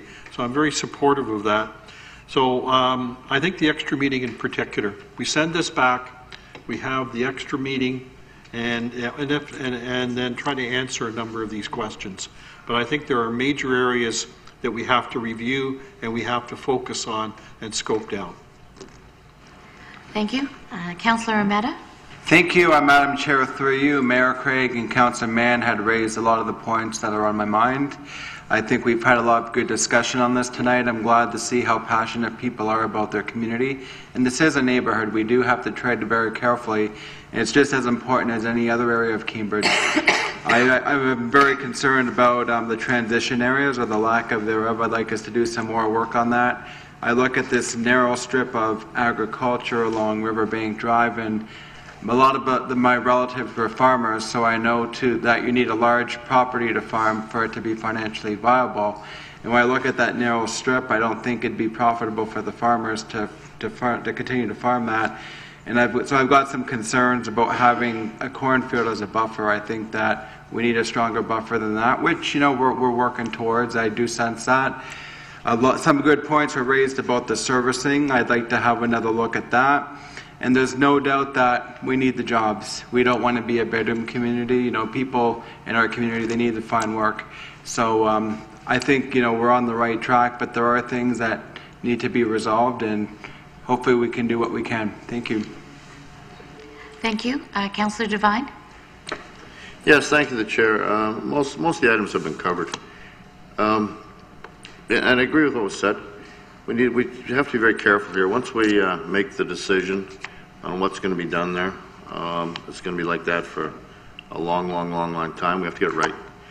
And if any, that's a beautiful area. Riverbank Drive is a beautiful area. That whole area is it's nice. Quite honestly, when I used to drive from Kitchener, I used to drive that way because I always enjoyed the drive. And it's going to change, but we have to really have a good, long, hard look at the residents who are there, and that buffer. I'm very concerned about the buffer.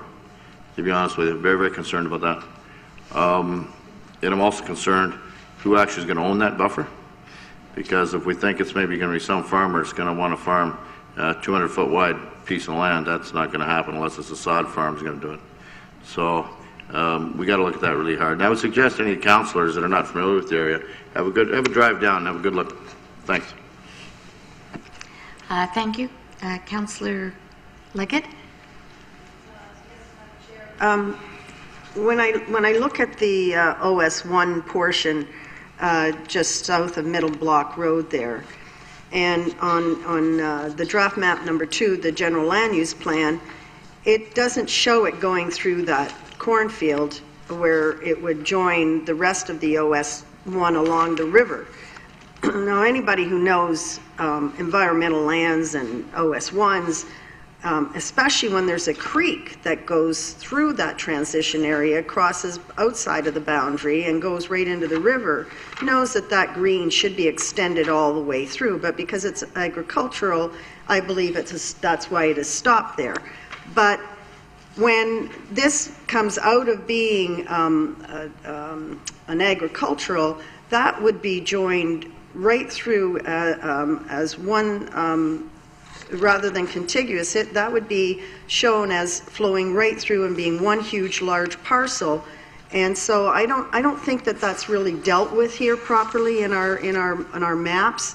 I would have liked to have seen, because if you look at the same map, it actually shows, even though it's outside of the boundary, it shows the OS1 on the other side of Riverbank Road. So I'm kind of floored, even if it had been a dotted line with a half green, half white, to show that that is still a creek going through there.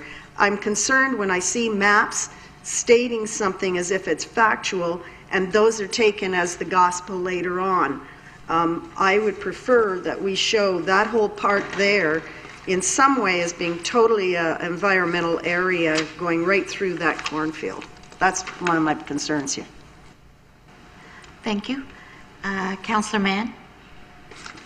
Thank you, Madam Chair. And I was just going to ask that we defer this instead of just passing the motion tonight. I was thinking that we would defer this and bring it back at a later date. Well, the recommendation is that it's being referred back to staff, so we don't need to defer it, because we will be having a public, it sounds like we're going to be having an extra public meeting as well. So I would want to see that extra public meeting and a number of the questions that have been raised tonight be answered, because I think there are a lot of questions that are still outstanding, not only from council, but from the public and other members of the community as well. I think we can take that as direction. Okay. And next, Mayor Craig. Yeah, in the same vein, Madam Chair, the referral back is good. I think that the specific issues that have been raised tonight have to be dealt with. In terms of a word to staff done this is a huge project, so it's easy to be critical, and they've done a number of things to bring it together. We just have to refine it more by the comments and the observations that we're making tonight and the direction we're giving. So I want to make sure that staff understands that there is an appreciation on the attempt to try and bring this mammoth project together. So, but we'll refine it more. Thank you. Councillor Montero. Thank you, Madam Chair. I think it's all been said already. It looks like we have to do some work here, because the consensus is around the horseshoe is we all have questions, and it looks like the public has a lot of questions. So this, well, it's going to go back, but it's all been said, and there's no point in me repeating it. Thank you. And finally, Councillor Mehta. Thank you, Madam Chair. I just want to say I am glad that we are having that meeting so that some of these questions can be answered and that we can look at tweaking it a bit. And I just want to mention about Riverbank Drive again, that it is worth preserving the cultural heritage of that area. It does make Cambridge unique. One of the things I love about this city is that we've got areas that have that nice rural charm, like Avenue Road, Old Mill Road, Riverbank Drive. You don't get that in a lot of cities anymore, because as they've expanded, they've just paved over communities and completely ruined certain areas. But it's good that in Cambridge we're taking some action to preserve that. So I think we need to be mindful of that as this unfolds. Thank you. I'll call a question. All in favor? The motion carries. And now we'll put an end to the meeting. And we'll take a 5-minute recess.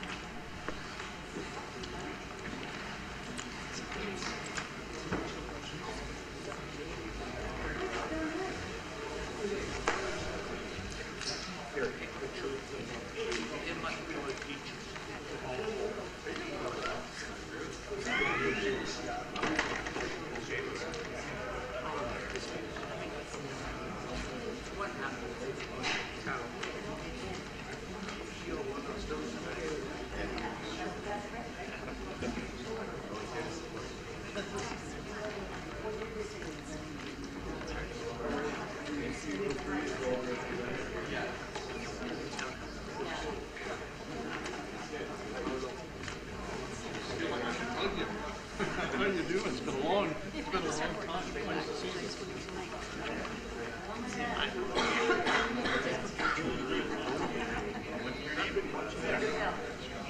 I'm on time. I didn't see it easy. She didn't try to do it.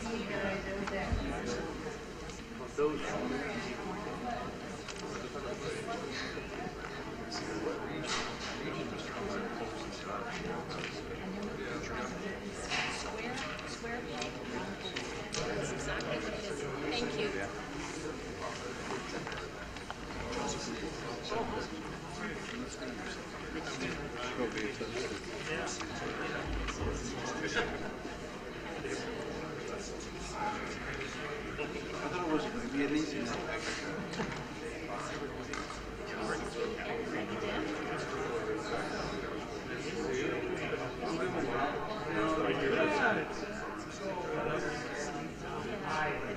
Yes, yes.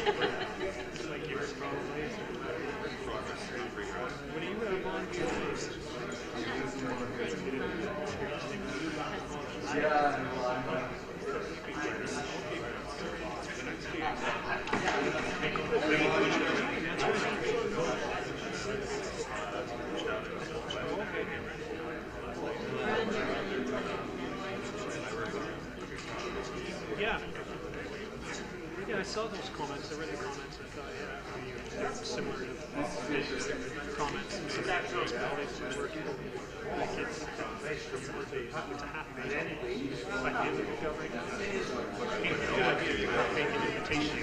the only opportunity.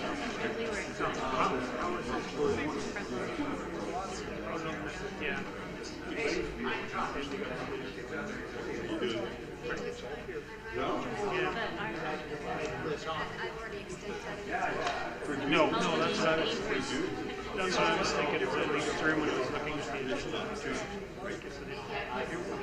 through it fast. I didn't realize that was a project, but they look like those ones I've seen before. Maybe the province of us.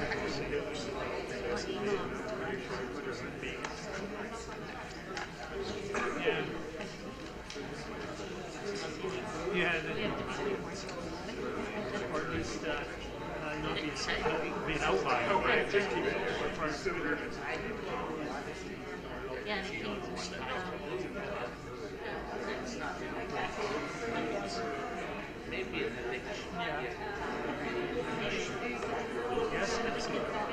yeah, they're good. They're big, just like yours, I expect. Yeah.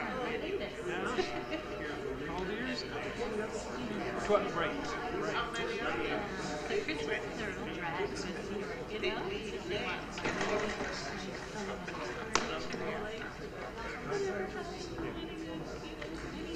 I know. No, we're saying today. It's always been this thing on Christmas morning, sort of like, when is the time you have to wait for to wake us up? Right. It started to even out a little bit. I was up.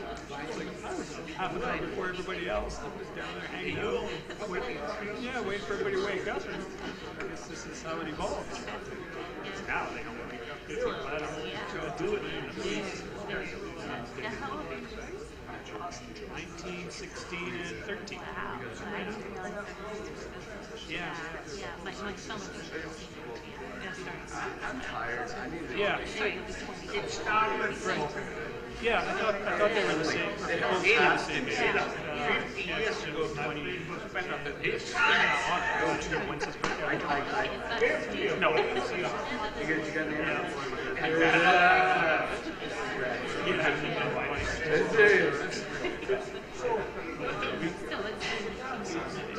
He's in economics at UW. Yeah. Yeah, and he likes so second year, he lives with us, which is fine. I know partly why he's interested in it, which is cheap. So that's fine too. It means I pay less if he's doing that. So the other two are high school and then what is it, grade 8, I guess. Yeah. And your guy? Oh yeah. Yeah. Yeah.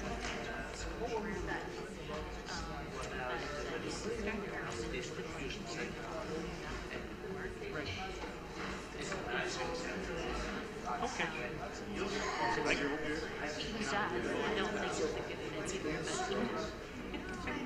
I said just too that he was kind of nervous because he thought he had to make a choice that was so low for the rest of his life. And then the guy who called us general. It's equally as important to figure out what like you don't like. Whatever you're doing with something, you can't just sit home and video it. You do something. So that's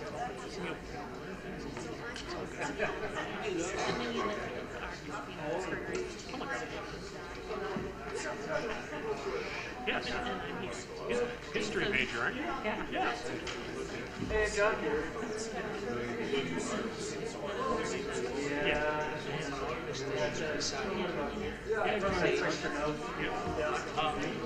I will. I'm just going to see Laura thinks the heritage permit.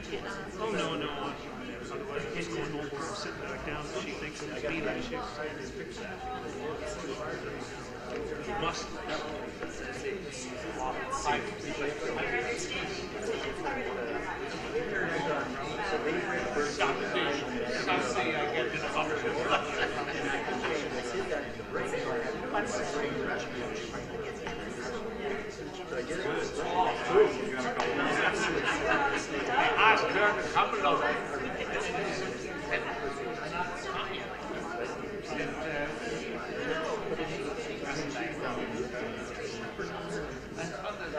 Well,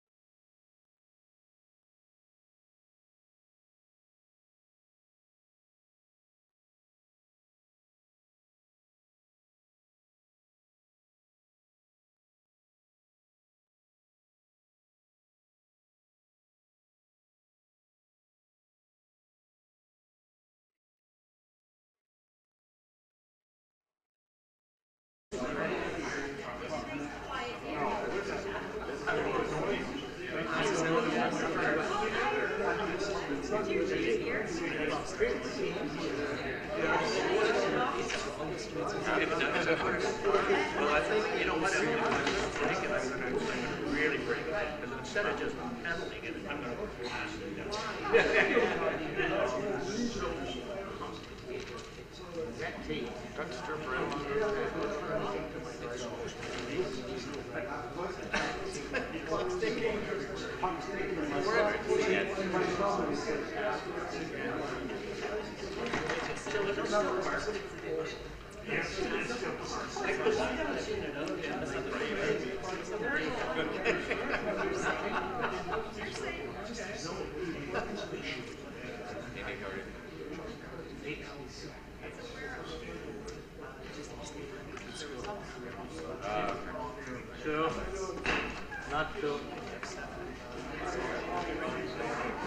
We'd like to reconvene.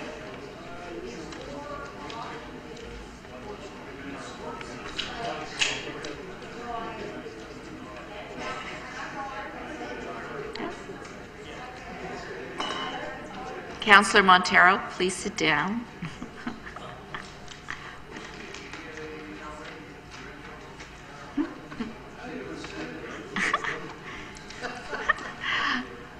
Thank you. And be quiet. We'd like to hear from Laura Waldy, Senior Planner, on item 9. Or if you have any questions, Council. I understand that the presentation was not necessary. Okay, that's fine. Councillor Mann, you have the item.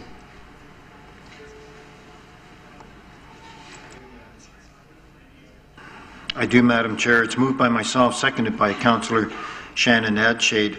The Heritage Permit Process Study Terms of Reference and Galt Core HCD Planning Study Update, and the motion as printed. Thank you.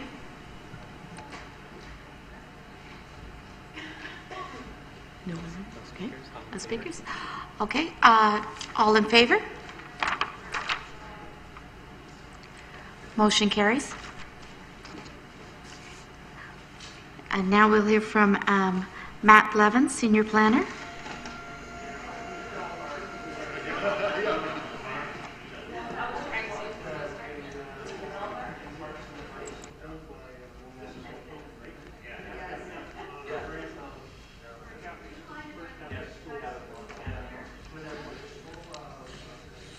Thank you, Madam Chair.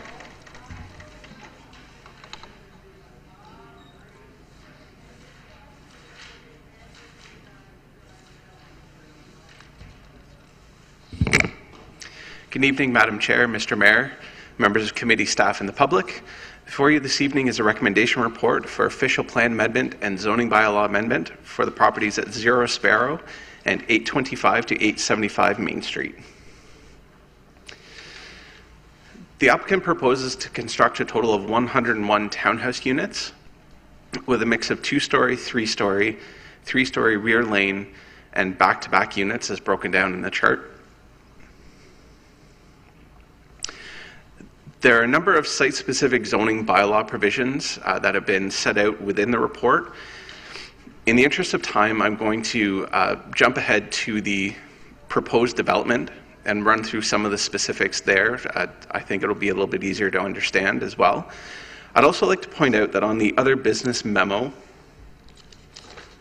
starting at page 37, there is a revised zoning bylaw, draft official plan amendment, and implementing bylaw, as well as altered recommendation. Through further review of the proposal by staff, there were a number of provisions that were necessary to facilitate the development. There has not been a change in the proposed development from when it was brought forward to the public at the meeting on October 10th. So it's the opinion of staff that no further public meeting would be required. I just wanted to make sure that committee understood that there were some additional provisions that were not included in the original report, but that are reflected in this memo. I've broken the proposed development into 2 parts to make it a little bit more legible on the screen. If anyone wants to see the entire development, it is included in the staff report at page 281 of your agenda packages. So of note, in the changes, there is a reduced side yard setback that is located on the westerly and easterly sides of the units fronting onto Main Street. That inadvertently was not picked up in the original zoning bylaw amendment, so a provision has been added to reflect that. As I mentioned, that is still consistent with the development proposal that was put forward to the public. There is an additional provision for encroachment of front steps and porches into the required yards for the units fronting onto Main Street, as well as the units fronting onto Sparrow Avenue.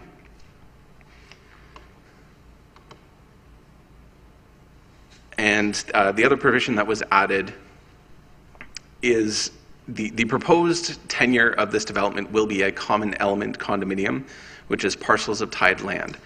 The City of Cambridge zoning bylaw does not currently recognize this form of development, as it was not contemplated when the bylaw was drafted. There's a provision that's been added that would set the site-specific provisions as set out in the bylaw would apply to the overall site as opposed to the individual lots that would be created through a condominium process.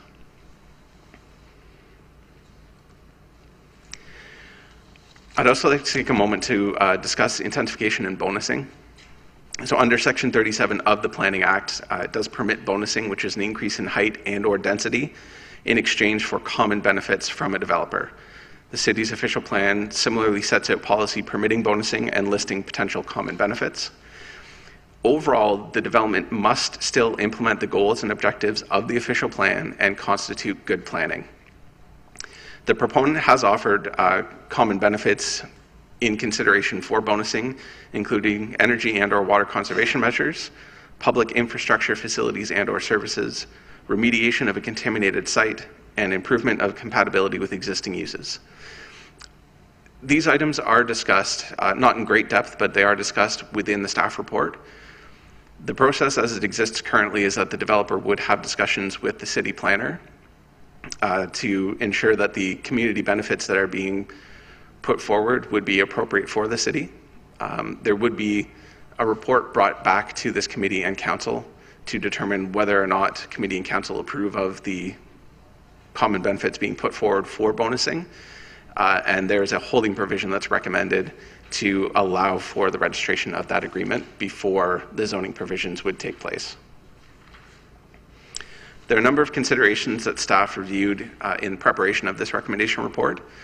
One is land use compatibility with surrounding existing development. Also, the city's official plan, urban design objectives, and locational criteria for multi-unit residential uses, as well as intensification and infill policies, the bonusing policies as previously discussed, items of traffic and parking, as well as site design and layout, including location of a proposed amenity area, and submissions received from the public. So just on the note of the proposed amenity area, there is an amenity area shown here with a play structure. This proposal has actually changed. It will no longer include a play structure. There were some concerns raised through crime prevention through environmental design, or CPTED policies, that would indicate there may be some concerns for safety with this amenity area. I've had discussions with the applicant's consultant, and through the site plan process, the amenity area on the site will be addressed, and any CPTED concerns will be addressed by the applicant.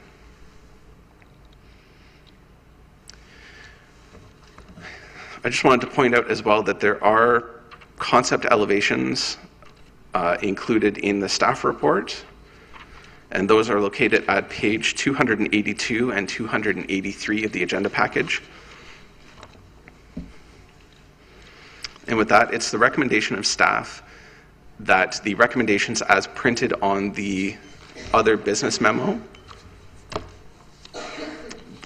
be considered, and that is that staff are supportive of the proposed zoning bylaw and official plan amendments, that no further public meeting is required in accordance with subsection 3417 of the Planning Act, and further that the bylaws attached to internal memo IM 18-030CD be passed. And I'm happy to address any questions the committee may have.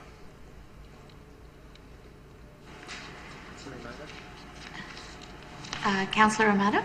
Thank you, Madam Chair. Through you, excellent presentation. You had mentioned about the play structure not being put there for safety reasons. I completely understand that. I would agree. Have you looked at the possibility of putting it on the other space where the entrance of the complex on Sparrow? Through the chair to the councillor, currently the proposal, it's a little bit hard to read on here, and I do apologize. There is proposed to be an underground stormwater storage system at that location. That's not to say that the play structure could not be located there, but staff would look at the stormwater design as well as potential impacts of the proximity of the condominium road and the condominium access point from Sparrow. So that's one of the things that we will consider, and certainly the applicant has indicated that they're open to discussions about the amenity areas within the plan. And follow up, Madam Chair? Thank you. And maybe another possibility, if it can't go on top of the underground stormwater, maybe do like a swap, that the underground stormwater could go on the other block and then have the play structure there. Could that be a possibility?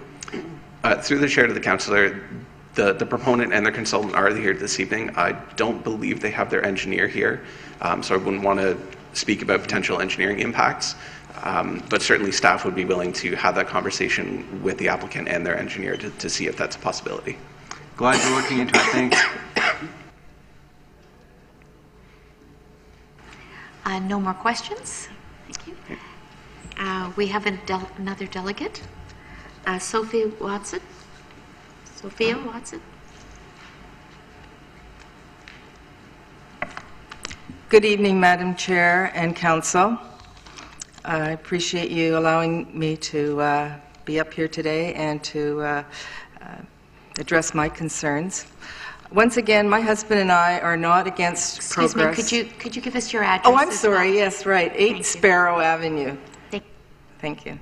Once again, my husband and I are not against progress and development in our city, but we are, however, against this development. Our concern in the original plan was that the single access driveway to Sparrow Avenue could cause traffic and parking congestion on our small side street, which allows parking only on the one side of the street. Now the plan has been changed, and there's no access to Main Street, and only 2 access routes onto Sparrow Avenue. Our concern now is that with what amounts to 101 driveways, or 110, I guess that has changed now, so it's 101 driveways going across the street of our home will create even larger traffic congestion and parking problems for our friends and family visiting, not to mention having somewhere to park when we need to do snow removal of our driveways. Especially this year, you can see what it's been like, and it hasn't been great. So I just feel that we need to have some access off of Main Street. It's just the traffic is just going to be horrendous for us. That's all I have to really say. Any questions for the delegate? No. Thank you. Seeing none, thank you very much. Councillor Leggett, you have the item 8.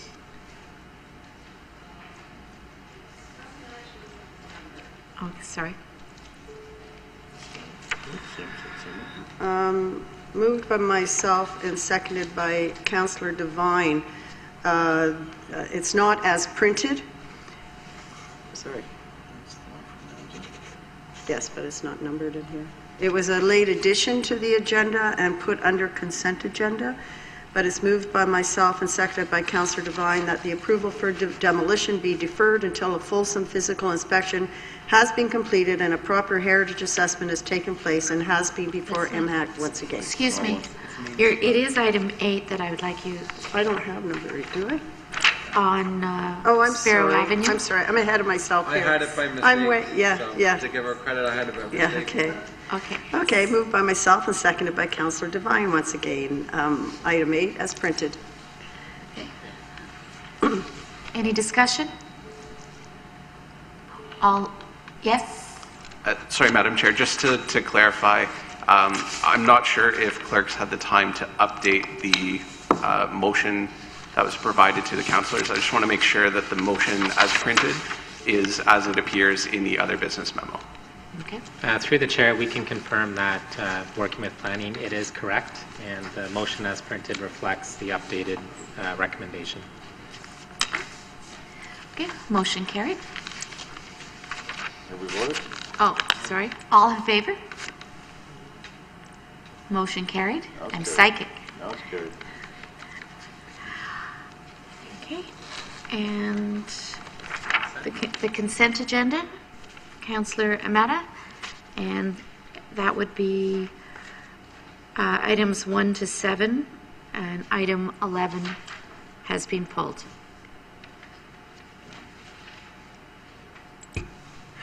Thank you, Madam Chair. Through you, I've got the consent agenda. It's moved by myself, seconded by Councillor Montero. Items 1, 2, 3, 4, 5, and 6. I believe Councillor Liggett wanted to pull item 7 out to be deferred. No, not 7. Or not number 7? Okay, then we'll leave number 7 in there. Oh, it's probably the one below it that doesn't have the number. Yeah. That's where I had the confusion. So yeah, 1 to 7. There you go. All in favor? Carried.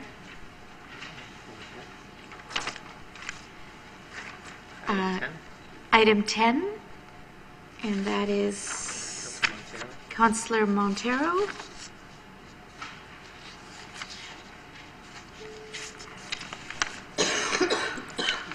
Yes, Madam Chair, I have it, and moved by myself, seconded by Councillor Devine.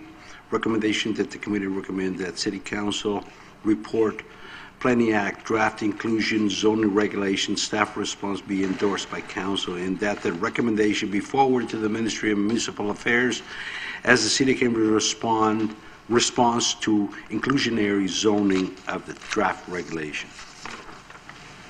Any discussion? Councillor Leggett. Through you, Madam Chair, just a clarification. When it speaks to Section 23 I'm sorry, I had it highlighted, and I'm not sure I'm clear with what is being written in our agenda on what it proposes there or doesn't propose, what it is staff opposes in their document.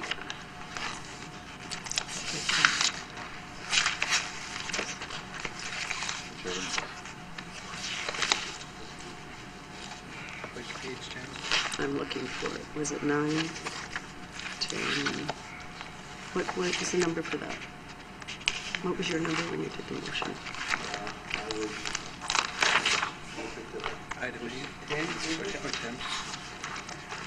Pardon?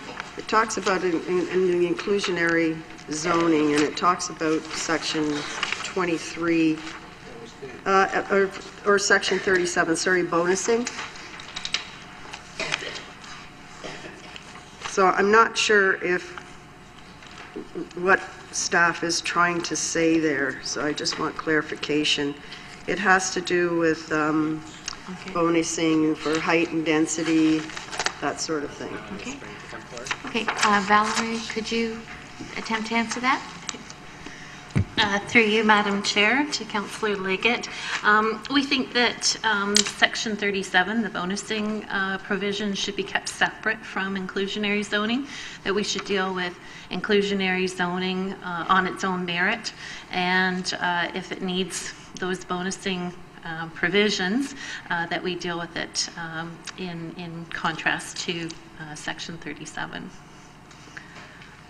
So you want the province to address it so that it doesn't interfere with what we're doing already? Correct. Is that what? That's correct. Okay, Yes. thank you. Thank you. So.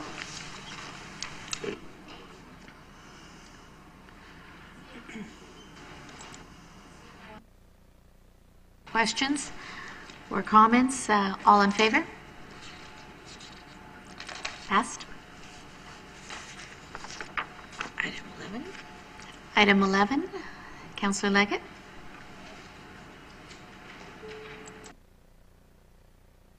By Councillor Devine, that the approval for demolition for 1679 Blair Road, the former Lamb's Inn Tavern, be deferred until a fulsome physical inspection has been completed and a proper heritage assessment has taken place and has been before MHAC once again. And I'd like to speak to that deferral.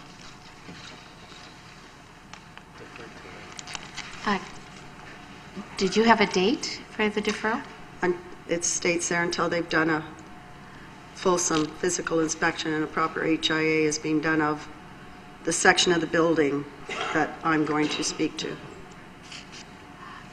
Do you realize that if you read the motion that if we don't pass it, it's by March 19th, it automatically goes through?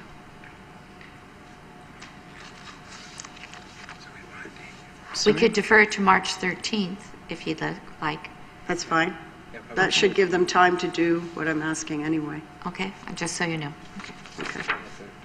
That works. Okay, and speaking to the deferral? Yeah, so just a bit of history for everybody. I used to own the tavern. I had it designated both ways under Part 4 and Part 5 because that building is so significant to not just that area but also to the community as a whole. And I am supportive of the demolition of the whole back half of the building, except when I was at the Planning and Development Liaison meeting where this was brought to us, I mentioned to our staff that I did not see anything in the heritage documents that related to a particular part of the building that is buried within the back half. And that was discovered when we did the restoration or the renovations of the building to make it into a restaurant. So our staff, rightfully so, let the proponent's consultant know that there was something in there. And so I had expected to speak to MHAC this coming Thursday at their next meeting. I called the consulting company to make them aware of what was there. I spoke at length, and I offered to go on site with them, show them photographs that aren't even in our archives, to show them what was there. And it was my understanding, I mean, they accepted that. They thought that was good, that I was willing to do that, said they wanted to see the photographs. Then all of a sudden I get here and I see this put onto the agenda. And so I haven't had any correspondence with anybody. And I've been made to feel as if this last-minute timing is because of my call to the consultant, and that concerns me because,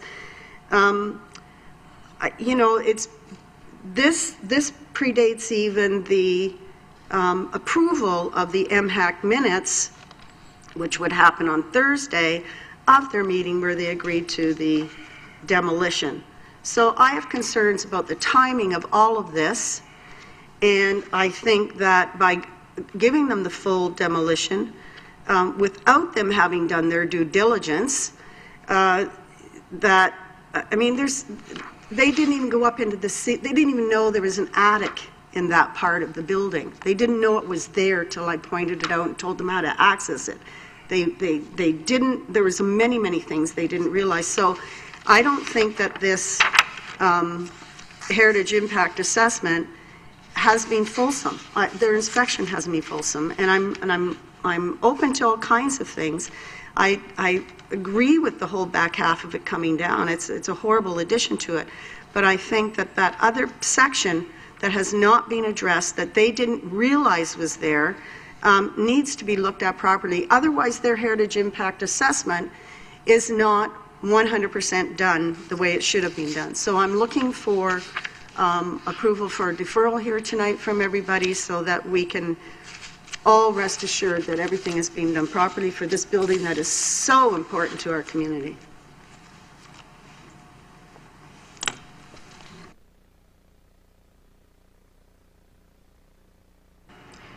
Mayor Craig? Well, thank you, Madam Chair. I'm in agreement with the motion. That's not the issue. Councillor Liggett has asked for some things to be done between now and March 13th. Can we do it? That's my question.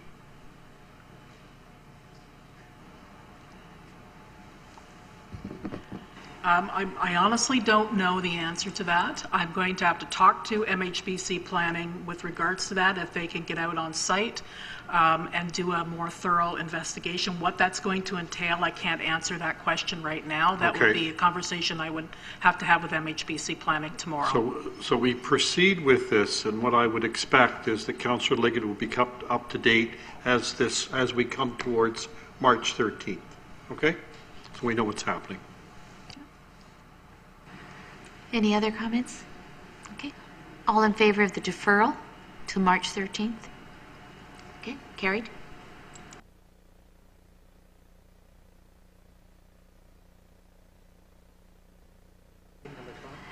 Councillor Adshade, item 12. Thanks, Madam Chair. Moved by myself and seconded by Mayor Craig that the Development Charges Rebate Program be adopted as printed.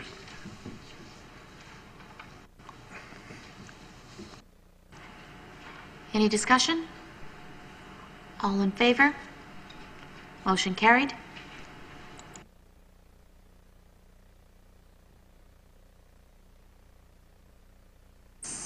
None. Non-jurisdictional items. Councillor Devine?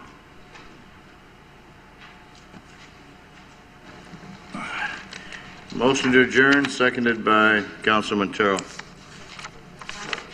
It would be 9:12 p.m. Thank you. If I Sure. wanted to say it under other business, our Devin Hogue will be presenting on Friday at the annual Heritage Day workshop that the GRCA's Heritage Working Group, which I sit on, is putting on, and she will be a panelist on film industry and what's this coming Friday. Yes, I can send that out. I thought she would have done it, but I guess she's. Oh, is that the workshop? Yes, yes, and I think she'd appreciate everybody knowing about that. Yeah. Where's the workshop?